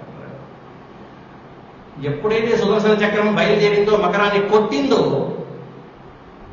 విశ్వంలో ఉన్న మకరాల పరిస్థితి ఎలా ఉందో వర్ణించాడు పోతన గారు. ఈ మకరాన్ని కొట్టంగానే ఇతర మకరాల యొక్క పరిస్థితి ఎలా ఉంది విశ్వంలో, ఒక మానవ లోకంలోనూ ఆ సరస్సులను కాదు. మకరం ఒకటి రవి జోచ్యను, ఒక మకరం వెళ్ళి రవి వెనకాల దాక్కున్నాడు, సూర్యుడు వెనకాల దాక్కున్నాడు. బాబు నేను ఈ వెనకాల దాక్కునగా చెప్పాను. ఆ సుదర్శన చక్రం ముసలిని కొట్టింది, మళ్ళీ ఎవరి దగ్గరికి వెళ్తుందో. ఏ మకరం వెళ్ళింది సూర్యుడి దగ్గరికి అంటే పైన ఉన్నటువంటి ద్వాదశ రాశుల్లో ఉన్నటువంటి మకర రాశి వెళ్ళి సూర్యుడి దగ్గరికి రాస్తుంది. మకరం ఒకటి రవి జొచ్చెను, మకరమణి ఒకటి ధనుడు మాటును తగిను, ధనుద మాటును తాకిను, మకరాలయమున తిరిగెడి మకరంబులు కూర్మ రాజు మరపున కరిగిను. 3 రకాలుగా మకరాలు ఎక్కడెక్కడ దాక్కున్నాయని చెప్పాడు. పైన ద్వాదశ రాశుల్లో ఉన్నటువంటి మకర రాశి వెళ్ళి సూర్యుడి వెనకాల దాక్కుంటే మకరం ఒకటి, మణి ఒకటి. మకరము అనేటువంటి ఒక మణి, ఎక్కడ ఉందా ఈ మణి అంటే కుబేరుడి యొక్క ధనాధిపతి అయినటువంటి కుబేరుడి దగ్గర నవనిధులు అని ఉంటాయి. మీకు అందరికీ తెలిసినటువంటి చక్కగా మణిద్వీప వర్ణన చేసుకుంటారు. ఈ నవనిధులు అనేటువంటిది కుబేరుడి యొక్క అద్భుతము మొదలైనటువంటివన్నీ ఏవైతే ఉంటాయో మహాపద్మము, పద్మము, శంఖము, మకరము, కచ్చపము, ముకుందము, కుందము, నీరము మొదలైనటువంటి ఈ నవనిధులు ఏవైతే ఉంటాయో నవనిధుల్లో మకరం అనేటువంటి ఒక అద్భుతమైనటువంటి ఆ మకరం వెళ్ళి కుబేరుడి దగ్గర ఆశ్రయించి కుబేరాన్ని ఎంతసేపు పెట్టుంటారు అక్కడ మకరం కొట్టేసి సుదర్శనం మళ్ళీ ఏ మకరం దగ్గరికి వస్తుందని ధనదుడు మాట్లాడి. ధనదుడు అంటే ధనాన్ని ఇచ్చేవాడు, ధనాన్ని ప్రసాదించేవాడు, ఈశ్వరుడి యొక్క సఖ్యుడు, స్నేహితుడైనటువంటి కుబేరుడు దాడిన ఇంకో మకరం దా మకరాలయమున తిరిగెడు మకరములు. మకరములకి ఆలయం అంటే సముద్రం. సముద్రంలో ఉండేటువంటి మకరాలన్నీ కూడా వెళ్ళిపోయి ఇంకొకరిని ఆశ్రయించారు. మకరాలయమున తిరిగెడు మకరములు కూర్మరాజు మనకున కలిగెను. ఆది కూర్మం దగ్గర దాక్కున్నాయి కూర్మరాజు. ఆ కూర్మరాజు దగ్గరికి వెళ్ళి అయ్యా నువ్వే రక్షించాలి, కాసేపు ఇక్కడ ఉండు, ఆయన శాంతి పొందేదాకా సుదర్శనం మళ్ళీ ఉపసంహరించేదాకా మేము ఇక్కడ ఉంటాము. ఈ విధంగా ముసళ్ళన్నీ భీతి పొందారు. ఇప్పుడు చెప్పండి, సందేహ స్థితి నుంచి నిశ్చల స్థితికి వచ్చినటువంటి ఈ గజేంద్రుడు అనంతమైనటువంటి నిశ్చలమైనటువంటి భక్తితో వేడుకున్నాడు. భక్తితో వేడుకోగానే యోగ సాధన ద్వారా గెలిచినటువంటి మకరాన్ని కూడా కొట్టేశాడు. కాబట్టి 3 స్థాయిల వర్ణన ఈ గజేంద్ర మోక్షంలో చెప్పడం జరిగింది. ఒకటేంటంటే అహంకారపూరితమైనటువంటి మమకారాలు, అహంకారాలు, సంసార జంజాటాలతో ఉన్నటువంటి గజేంద్రుడిని యోగ సాధకుడైన మకరం గెలిచాడు ఒక స్థాయి. ఈ యోగ సాధకుడిని కూడా గెలిచి ఇంకా పై స్థాయికి వెళ్ళాలంటే ఎవరి తరం అవుతుందంటే కేవలం భక్తి మార్గం ఒక్కటే, భక్తుడి వలన మాత్రమే అవుతుంది. గజేంద్రుడు ఆ భక్తిని ఉపాసించాడు. ఇక్కడ ఆ భక్తుడు అంతటిని కలిగించాడు. భక్తి అంటేనే భగవత్ ప్రీతి భక్తి అని చెప్పి నిర్వచనం ఉంది. అంటే భగవంతుని మీద ప్రీతి కలగడము, భగవంతుడికి సంబంధించినటువంటి ఈ నవవిధ భక్తి మార్గాల కంటే భిన్నమైన ఇంకా వైర భక్తి ఉంది, మధుర భక్తి ఉంది. ఏ భక్తి మార్గమైనా ఎంచుకోవచ్చు. మధురమైనటువంటి భక్తిలో గోపికలు, వైర భక్తిలోనేమన్నా కంసుడు, శిశుపాలుడు, హిరణ్యాక్షుడు, హిరణ్యకశుడు మొదలైనటువంటి వాళ్ళు ముక్తిని పొందారు. కాబట్టి ఈ భక్తి మార్గాన్ని మించినటువంటి లేదు. అందుకే శ్రీకృష్ణ పరమాత్ముడే చెప్పాడు భక్తిరేవ గరీయసి అన్నాడు. అన్నిటికంటే గొప్పది ఏమిటంటే భక్తి ఏవ గరీయసి, మహోత్కృష్టమైనటువంటి భక్తి మార్గం. ఆ భక్తి మార్గంలో అధ్యాయం పెట్టాడు భగవద్గీతలో మహానుభావుడు. కాబట్టి అటువంటి ఈ కథ ద్వారా మనం తెలుసుకోవాల్సింది. కాబట్టి అన్నిటికంటే ఉండాల్సింది భక్తి మార్గం ఒకటే. పైగా ఆ తర్వాత ఇప్పుడు మనం ఇంకొక ఆవగంటలో ముగించుకోపోతాం. దాని పూర్వ వృత్తాంతాలు, వాటి యొక్క పూర్వ వృత్తాంతాలు కూడా మనం చెప్పుకున్నాం. ఇందానేమన్నా కృష్ణపక్షమునందరి చంద్రుడి వలె బలహీనపడిపోయినటువంటి ముసలి ఇది గజేంద్రుడు ఇప్పుడు ఎలా ఉన్నాడనేది మనం తర్వాత వచ్చాయి. కారు చీకటి నుండి విలువడినటువంటి చంద్రుడి వలె, సంసార భావబంధాల నుండి విడిపడినటువంటి చక్కటి అద్భుతమైనటువంటి సన్యాసి వలె, సాధువు వలె అన్నింటినీ పరిచయించిన వాడు సన్యాసం. భక్తుడు అనేటువంటి వాడు పరమాత్మను చేరుకునేటువంటి వాడు అన్నింటినీ వదిలిపెట్టాలి. అందుకే మోక్షానికి వెంట ఎవరు రాకూడదు. మోక్ష సాధన ఎవరికి వారే చేసుకోవాల్సిన సాధన. దానికి ఎవరితోడు అక్కర్ల, భగవంతుడు ఒక్కడే సాధన. కాబట్టి సంసార భావబంధాల నుండి విడిపడినటువంటి సన్యాసి వలె ఇక్కడ ఆ సాధకుడు గజేంద్రుడు అలా బయటకు వచ్చాడు, ఆనందపడ్డాడు. అమ్మయ్య రక్షించబడ్డానంటున్నాడు. ఆ పక్కన ఉన్నటువంటి ఆడగజాలన్నీ కూడా వచ్చి సంతోషంగా ఆ గజేంద్రుడికి మళ్ళీ కాస్త నీళ్లతో ఉపశమనాన్ని కలిగించే, ఆనందంగా సంతోషంగా జలస్నానం కలిగించే. అప్పుడు విజయోత్సాహంతో విష్ణుమూర్తి పాంచజన్యాన్ని ఒకసారి పూరించాడు. పూరించన్ హరి పాంచజన్యం, పాంచజన్య సంఘాన్ని పూరించాడు. వెంటనే ఆకాశం నుంచి పుష్ప వృష్టి కురిసింది. అందరూ సంతోషించారు. ఆ సంతోషించినటువంటి ఆ పక్షిరాజు మొదలైనటువంటి వాళ్ళందరూ కూడా అద్భుతమైనటువంటి కేరింతలు కొడుతూ వాటి యొక్క రెక్కలతో విన్యాసాలతో అందరినీ సంతోషాన్ని కలిగించేటువంటి వాతావరణాన్ని అక్కడ కలిగించారు. ఇక్కడ ఆ గజేంద్రుని ఆ సమయంలో స్వామి శ్రీహరి తన యొక్క స్వయంగా పాదములతో దాన్ని స్పృశించి ఆ సరోవరం నుంచి బయటకు తీసుకొచ్చి సంతోషంగా ఆడయేరుల దగ్గరికి చేర్చినటువంటి ఘటన కూడా వర్ణించారు. స్వామి యొక్క కరస్పర్శ ఎప్పుడైతే కలిగిందో సమస్తమైనటువంటి గాయములు మొత్తం అంతా కూడా పటాపంచలైపోతాయి. మహాభారతంలోను కిరాతార్జునమైన కావ్యంలో అర్జునుడు శివుడితో యుద్ధం చేస్తాడు. పాశుపదాస్త్రాన్ని సాధించాలని అర్జునుడు మహాశివుడి గురించి తపస్సు చేసి 5 సంవత్సరాలు కఠోరమైన తపస్సు చేస్తే పరమేశ్వరుడు వచ్చి ఒక వేటగాడి రూపంలో కిరాతకుడి రూపంలో వచ్చి అర్జునుడితో యుద్ధం చేస్తున్నాడు. ఆ యుద్ధంలో అర్జునుడిని కూడా చేశాడు పరమేశ్వరుడు. నానా రకాలుగా అంత యుద్ధం చేస్తున్నప్పుడు పాపం అర్జునుడు గ్రహించలేకపోయాడు. ఇన్ని యుద్ధాలు గెలిచాను, ఇంతమందిని రాజుల్ని ఓడించాను, నేను ఒక వేటగాడి చేతిలో ఓడిపోవడమా అంటున్నాడు. తనని కొట్టేటువంటి పరమేశ్వరుడే అనేటువంటిది గ్రహించలేకపోయాడు. చివరికి ఆ పరమేశ్వరుడు అంతా తెలుసుకుని అర్జునుడు తన యొక్క బుద్ధిని ఇంకా చెప్పినట్టు బుద్ధి మారాపులతకం అన్నట్టుగా తన బుద్ధికి ఒకసారి ఆలోచించుకుని ఓ పరమేశ్వరుడేనా అని గ్రహించిన తర్వాత అప్పుడు పరమేశ్వరుడు చక్కగా కరస్పర్శతో ఆ అర్జునుడి యొక్క గాయాలన్నీ మాన్పడం అనేటువంటి అక్కడ జరిగింది. ఇక్కడ కూడా ఆ పరమాత్ముడు శ్రీహరి తన యొక్క కరస్పర్శతో గజేంద్రుడి యొక్క గాయాలన్నీ కూడా తన చక్కగా చేతితో నిమి వాటిని కూడా తొలగించాడు. ఆ భక్తుడు గజ రూపంలో వచ్చినటువంటి ఆ కథలు ఎలా ఉన్నాయని చెప్పినాం. ఈ గజరాజు ఎవరంటే ఇంద్రజుమ్నుడు అనేటువంటి ఒక మహారాజు ద్రవిడ దేశాన్ని పరిపాలించేటువంటి రాజు. అది నేను మనం సంక్షిప్తంగా చెప్పుకున్నాం. ఎట్లాంటి వాడే అంటే మిక్కిలి హరిభక్తుడు, అచంచలమైనటువంటి దృఢమైనటువంటి దీక్షలో విష్ణుమూర్తిని సాధించాలని చెప్పి ఇప్పటికే రాజ్యం చేశాడు, కొన్ని సంవత్సరాలు రాజ్యం చేశాడు, పుత్రులకి పౌత్రులకి వాళ్ళకి రాజ్యం ఇచ్చేశాడు. భార్యలతో పాటుగా తాను వానప్రస్థం తీసుకుని తపస్సు చేయడానికి వెళ్ళాడు ఇంద్రజుమ్నుడు. కఠోరమైనటువంటి తపస్సు చేశాడు అరణ్యాలలో. వెనకాల భార్యలు కూడా వచ్చారు. ఆ సందర్భంలో పరివారం కూడా వచ్చింది, మేము కూడా వస్తాం, మీరు ఎక్కడ ఉంటే మాకు అదే అని చెప్పి సరే కాదన లేక తెచ్చుకున్నాడు. వాళ్ళు కూడా తపస్సు చేసుకుంటున్నారు, వన్యాశ్రమాల్లో ఉన్నారు.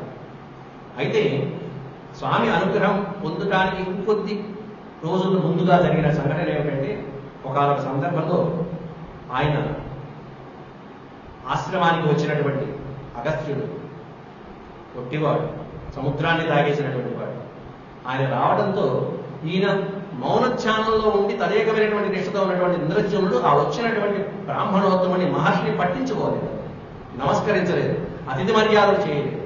దాంతో అగస్త్యుడు కాస్త కోపగించుకుని ఈ విధంగా అజ్ఞానంతో ఉన్నావు కాబట్టి నువ్వు అజ్ఞానంతో కూడినటువంటి గజము అయిపోతావు, గజగర్భంలో జన్మిస్తావని శపించి వెళ్ళిపోయాడు అగస్త్యుడు. అజ్ఞానంతో కూడినటువంటి వాడు. నేను చెప్పుకున్నాం అజ్ఞానం ఈ గజం అనేటువంటి అర్థం కూడా మనం చెప్పుకున్నాం. అట్లాంటి ఆ గజరాజు అయ్యో నేను ఇలా శాపాన్ని పొందాను స్వామి, ఈ విధమైనటువంటి భక్తుల్ని మీరు ఈ విధంగా శపించవచ్చా, కాబట్టి ఏదైనా పర్యవసానం చూపించండి అని కూడా వేడుకున్నాడు అక్కడ. అప్పుడు వేడుకున్నప్పుడు ఆయన చెప్పినటువంటి పర్యవసానం ఏంటంటే గజంగా పుట్టినప్పటికీ కూడా నీ విధంగా భక్తి మర్యాదలతో ఉంటావు, పూర్వజన్మ సంస్కారం అనేటువంటిది నీకు లభిస్తుంది నాయన, నీకు పుణ్యప్రదమైనటువంటి జీవితం లభిస్తుంది అనేటువంటి కూడా అగస్త్యుడు చెప్తారు. అలాగే ఇటు పక్కన ముసలికి సంబంధించినటువంటి అంశం కూడా ఉంది. భూహు అనేటువంటి గంధర్వరాజు. ఈ గంధర్వుడు అనేకమైనటువంటి పరివారాలతో హాయిగా క్రీడిస్తూ రమిస్తూ ఆనందంగా ఉన్నటువంటి సమయంలో కూడా ఒక మహర్షికి అవమానం చేశాడు. ఒక అద్భుతమైనటువంటి మహర్షి, దివ్యమైనటువంటి మహర్షి తపోధ్యానంతో ఉండగా ఆ తపోధ్యానంలో ఉన్నటువంటి మహర్షిని ఇంత తపస్సా, ఇంత కఠోరమైనటువంటి తపస్సు చేస్తాడా అని చెప్పి మిగిలినటువంటి పరివారం వెనకాల ఉండి అల్లరి చేస్తాడు. యోగనిష్టలో ఉన్నటువంటి మహర్షికి భంగం కలిగించాడు. ఆ తపోభంగానికి కోపించినటువంటి ఆయన నువ్వు ముసలిగా జన్మిస్తావు, మకర రాజు అయి వెళ్ళిపో అని చెప్పి అడిగితే అప్పుడు ఆయన బాధపడి శాప పర్యవసానం ఇవ్వండి మహాప్రభు, ఈ విధమైనటువంటి శాపం పెట్టారు నాకేమిటి. అట్లాంటప్పుడు ఆయన చెప్తాడు నా భక్తుడు ఒకడు, తన భక్తుడు హరిభక్తుడైనటువంటి వాడు గజేంద్రుడి రూపంలో వస్తాడు, వచ్చినప్పుడు శ్రీహరి చేతులతో నీకు ఈ విధమైనటువంటి శాప విమోచన కలుగుతుంది, ఆ శాప విమోచనం అయిన తర్వాత నువ్వు మళ్ళీ గంధర్వ లోకానికి వస్తావు అని చెప్పి మహర్షి శాప పర్యవసానాన్ని కూడా పెట్టడం జరిగింది, ఇవ్వడం జరిగింది అక్కడ. ఈ విధంగా వాళ్ళ యొక్క పూర్వజన్మల వలన ఇప్పుడు ఒకసారి ఒక విషయాన్ని గమనించండి. పూర్వజన్మలో వాళ్ళిద్దరూ ఒకడు మహారాజు, ఒకడు గంధర్వుడు. ఎంత ఉత్తమ జన్మలండి. అన్ని జన్మల్లో కంటే ఉత్తమ జన్మ కదా మానవ జన్మ, అన్ని సమస్తమైనటువంటి జన్మ. అందులోనూ గంధర్వుడు ఊహు అనేటువంటి వాడు. కానీ ఏ స్థాయికి తెచ్చుకున్నారు శాపాలతో? ఏమిటి దోషం? వాళ్ళు చేసిన దోషం అంటే బ్రాహ్మణుల్ని గౌరవించకపోవడం, అతిథుల్ని గౌరవించకపోవడం, మహర్షుల్ని పూజించకపోవడం. కాబట్టి పూజ్యాల యొక్క వ్యతిక్రమం అనేటువంటిది ఈ పూజ్యాన్ని ధిక్కరించడం వల్ల కలిగినటువంటి పర్యవసానం ఏంటంటే వాళ్ళు మానవులైనటువంటి వాళ్ళు కాస్త మృగాలుగా జన్మించారు, గంధర్వుడైనటువంటి వాడు కాస్త ముసలిగా జన్మించాడు. జన్మించినప్పటికీ కూడా ఇక్కడ గజేంద్రుడికి అవసరమైన సమయంలో విష్ణువు గుర్తొచ్చాడు. దేని వల్ల గుర్తొచ్చాడు? ప్రారంభ కర్మ. అది గుర్తుపెట్టుకోండి. కాబట్టి మనం ఈ జన్మలో మనం ఏదైతే పుణ్యం చేసుకుంటామో, ఏ భగవన్నామ సంకీర్తనైతే మనం యథాశక్తి చేస్తూ ఉంటామో, అది రాబోయే జన్మలలో అద్భుతంగా ఉపయోగపడుతుందని చెప్పడానికి ఈ కథ నిదర్శనం. గజేంద్ర మోక్షణం అనేది నిదర్శనం. అది ఏ జన్మైనా అవ్వచ్చు. మనం ఏ జన్మలో వస్తామో తర్వాత మనకి తెలియదు.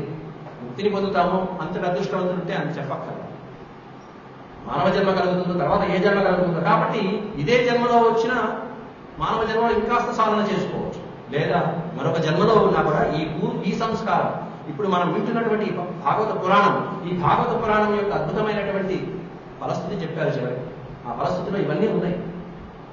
కాబట్టి ఎన్ని తరాలైనా, ఎన్ని యుగాలైనా, ఎన్ని జన్మలెత్తినా కూడా వాటికి ఆ సంస్కారం వలన తప్పకుండా రాబోయే జన్మలో ఈ విధమైనటువంటి సత్ఫలితాలు కలుగుతాయని చెప్పడం అనేటువంటి ఈ కథ యొక్క ప్రధానమైన సందేశం, మనకి ఇచ్చేటువంటి సందేశం. ఈ విధంగా పూర్వజన్మలన్నీ అయిపోయాక, స్వామి రక్షించాక, దేవతలందరూ పుష్పవృష్టి కూడా కురిపించాక అప్పుడు చూసుకున్నాడు విష్ణుమూర్తి వెనకాల. ఓ లక్ష్మి, నువ్వు కూడా వచ్చావా అన్నాడు. ఏ దగ్గర మళ్ళీ కథ వెనక్కి వచ్చాడు. నువ్వు ఇక్కడే ఉన్నా, నువ్వు కూడా వచ్చావా? ఇక్కడే వచ్చాడంటే ఏ స్వామి మరి పట్టుకుని వెళ్ళావు, చేతితో పట్టుకెళ్తే లక్ష్మీదేవి అన్నాడు. ఇంకా ఈ విధంగా అందమైనటువంటి మోమును దాన్ని ఎలా అయిపోయో, ఎంత పరిగెత్తో, ఎంత కదిలిపోయో. నేనంటే పరిగెత్తాను పాపం. ఇంకా ఎలా పరిగెత్తాక ఆవిడ యొక్క చెమట, ఆ శ్వేత బిందువులు కూడా తుమ్మెదలు ఎలా అనుసరించాయో అని చెప్తున్నా. బయట పొంగు కూడా విడిచిపెట్టకుండా అలా ఉన్నందుకు ఏమన్నా అనుకున్నావా? నన్ను ఏమన్నా మనసులో నిందించావా అనుకుంటూ మెల్లగా అడిగితే ఆవిడేం చెప్తుంది పాపం? లేదు నాయన, నీకు నమస్కారం, అట్లాంటిది ఎప్పుడు ఉండదు మహాప్రభు. నేను ఎల్లప్పుడూ కూడా నీ పాదపద్మాన్ని మనసులో ఉంచుకుని అనునిత్యము ధ్యానం చేయటువంటి దాసుగారి స్వామి. కాబట్టి నువ్వు ఎక్కడ ఉంటే నేను అక్కడే అని చెప్పి లక్ష్మీదేవి అద్భుతమైనటువంటి పద్యాలు ఆవిడ సమాధానం. సమయం అతీతమైంది కాబట్టి ఆ పద్యాలను కూడా నేను తగ్గించుకుంటూ వెళ్ళిపోయి కేవలం భావం సంక్షిప్తంగా మాత్రమే నేను అర్థిస్తాను. లక్ష్మీదేవి పలికినటువంటి ఆవరణ చూడండి. ఉత్తమమైనటువంటి ఇల్లాలు పలికేటువంటి ధోరణి, ఈ విధమైనటువంటి ధోరణితో మనం అభ్యాసం చేసుకుంటుంటాం. ఇక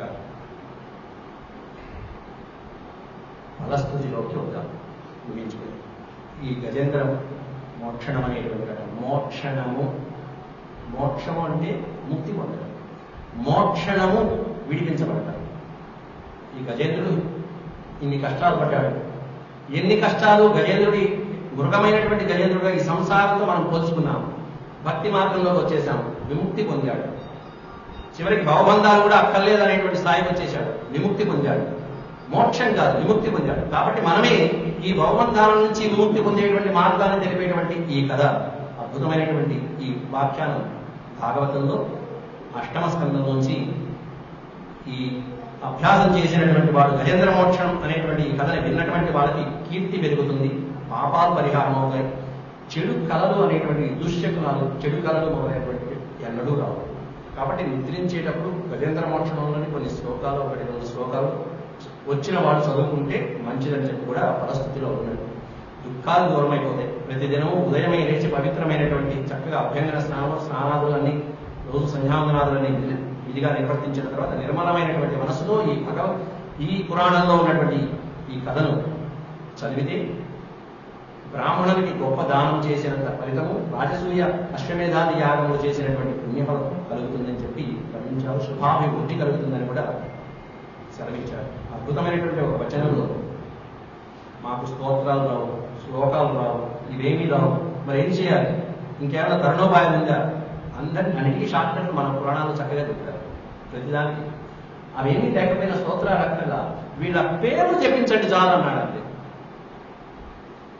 తెల్లవారుజామునే లేచి చక్కగా ప్రశాంతమైనటువంటి మనస్సుతో విష్ణువుని కానీ, ఈ గజరాజుని కానీ, ఈ సరస్సుని కానీ, ఆ త్రికూట పర్వతాన్ని కానీ, శ్వేత ద్వీపాన్ని కానీ, పాలసముద్రాన్ని కానీ, ఆ మకర రాజుని కానీ, అలాగే ఈ పొదలతో కూడినటువంటి కల్పవృక్షాలని కానీ, విష్ణువు, బ్రహ్మ, శివుడు మొదలైనటువంటి వాళ్ళని, ఆదిశేషుని, వాసుని, గరుత్మంతుని, విశ్వక్సేనుని, లక్ష్మీదేవిని, వీళ్ళందరిలో ఎవరిని ఈ కథలో ఉన్నటువంటి ఏ పాత్రని స్మరించినా పైన చెప్పినటువంటి ఫలితాలన్నీ మీకు దొరుకుతాయి వెళ్ళండి. ఫలస్థితి అద్భుతమైనటువంటి అట్లాంటి పరిస్థితిలో అత్యద్భుతమైనటువంటి భాగవత కథాఘట్టాన్ని మనం నిన్న ఈ రోజు 2 రోజుల పాటు మనం పెద్దలు అందించినటువంటి విషయాలను మాత్రమే ప్రస్తావించాను. దీంట్లో ఒక్కటి కూడా నా సొంత కవిత్వం లేదు, నా సొంత మాట అంటూ లేదు. ఆ గ్రంథాలని, పెద్దలు చెప్పినటువంటి ప్రవచనాలని ఆధారంగా నేను నాకు చేతనైనంత వరకు ఉన్నంత సమయంలో మీకు అందించడం జరిగింది. గజరాజ మోక్షణంబు నిజముగా పఠించునట్టి నియతాత్ములకు గజరాజ వరదుడిచ్చును గజ దురగ స్యందనములు కైవల్యమును. చివరి చెప్పారు. ఈ గజేంద్ర మోక్షణం విన్నటువంటి వాళ్ళకి అద్భుతమైనటువంటి చతురంగ బలాలు కలుగుతాయి. గజ దురగములు, రథములు, వాహనాలు, అద్భుతమైనటువంటి వాహనాలే కాకుండా చివరికి ఒక పదం పెట్టారు కైవల్యము. కైవల్యము అంటే మళ్ళీ మొదటికి రావాలి. అలా వైపు మొదట శ్రీ కైవల్య పదము. ఆ కైవల్యంతో ప్రారంభించినటువంటి గజేంద్ర మోక్షం చివరి పరిస్థితుల్లో కైవల్యంతో ముగిసింది. కాబట్టి ఈ క్షేత్రంలో, ఈ రామాలయంలో, పవిత్రమైనటువంటి రామాలయంలో అంతకుముందు కూడా రామాయణ ప్రవచనం చెప్పుకున్నాం, సుందరాకాండ ప్రవచనం చెప్పుకున్నాం, కృష్ణ లీలలు చెప్పుకున్నాం. అవన్నీ కాదని చెప్పి భక్తులు మాత్రం ఇంతమంది బ్రాహ్మణోత్తములు గరుడ పురాణం అడిగారు. కానీ ఎక్కువ రోజులు అవుతుందనేటప్పటికీ పోనీ సులభ మోక్షోపాయంలోకి వచ్చి కావాలని అన్ని తెలిసినటువంటి వాళ్ళు ఈ విధంగా గజేంద్ర మోక్షాన్ని అడిగారని చెప్పి నాకు ఇప్పుడు అర్థమవుతుంది. సులభోపాయం, కర్ణోపాయం, అట్లాంటి భగవన్నామం 2 రోజులు సంపూర్తిగా భగవద్ అనుగ్రహంతో భక్తుల యొక్క చక్కటి భక్తి శ్రద్ధలతో ముగించుకున్న ఈ అవకాశం ఇచ్చినందుకు మీ అందరికీ కూడా నా ధన్యవాదాలు, పరమాత్మకి నమస్కారం తెలియజేసుకుంటూ ఓం శాంతి శాంతి శాంతి. యదక్షరపదభ్రష్టం మాత్రాహీనం చ యద్భవేత్ తత్సర్వం క్షమ్యతాం దేవనారాయణ నమోస్తుతే. సర్వం శ్రీకృష్ణ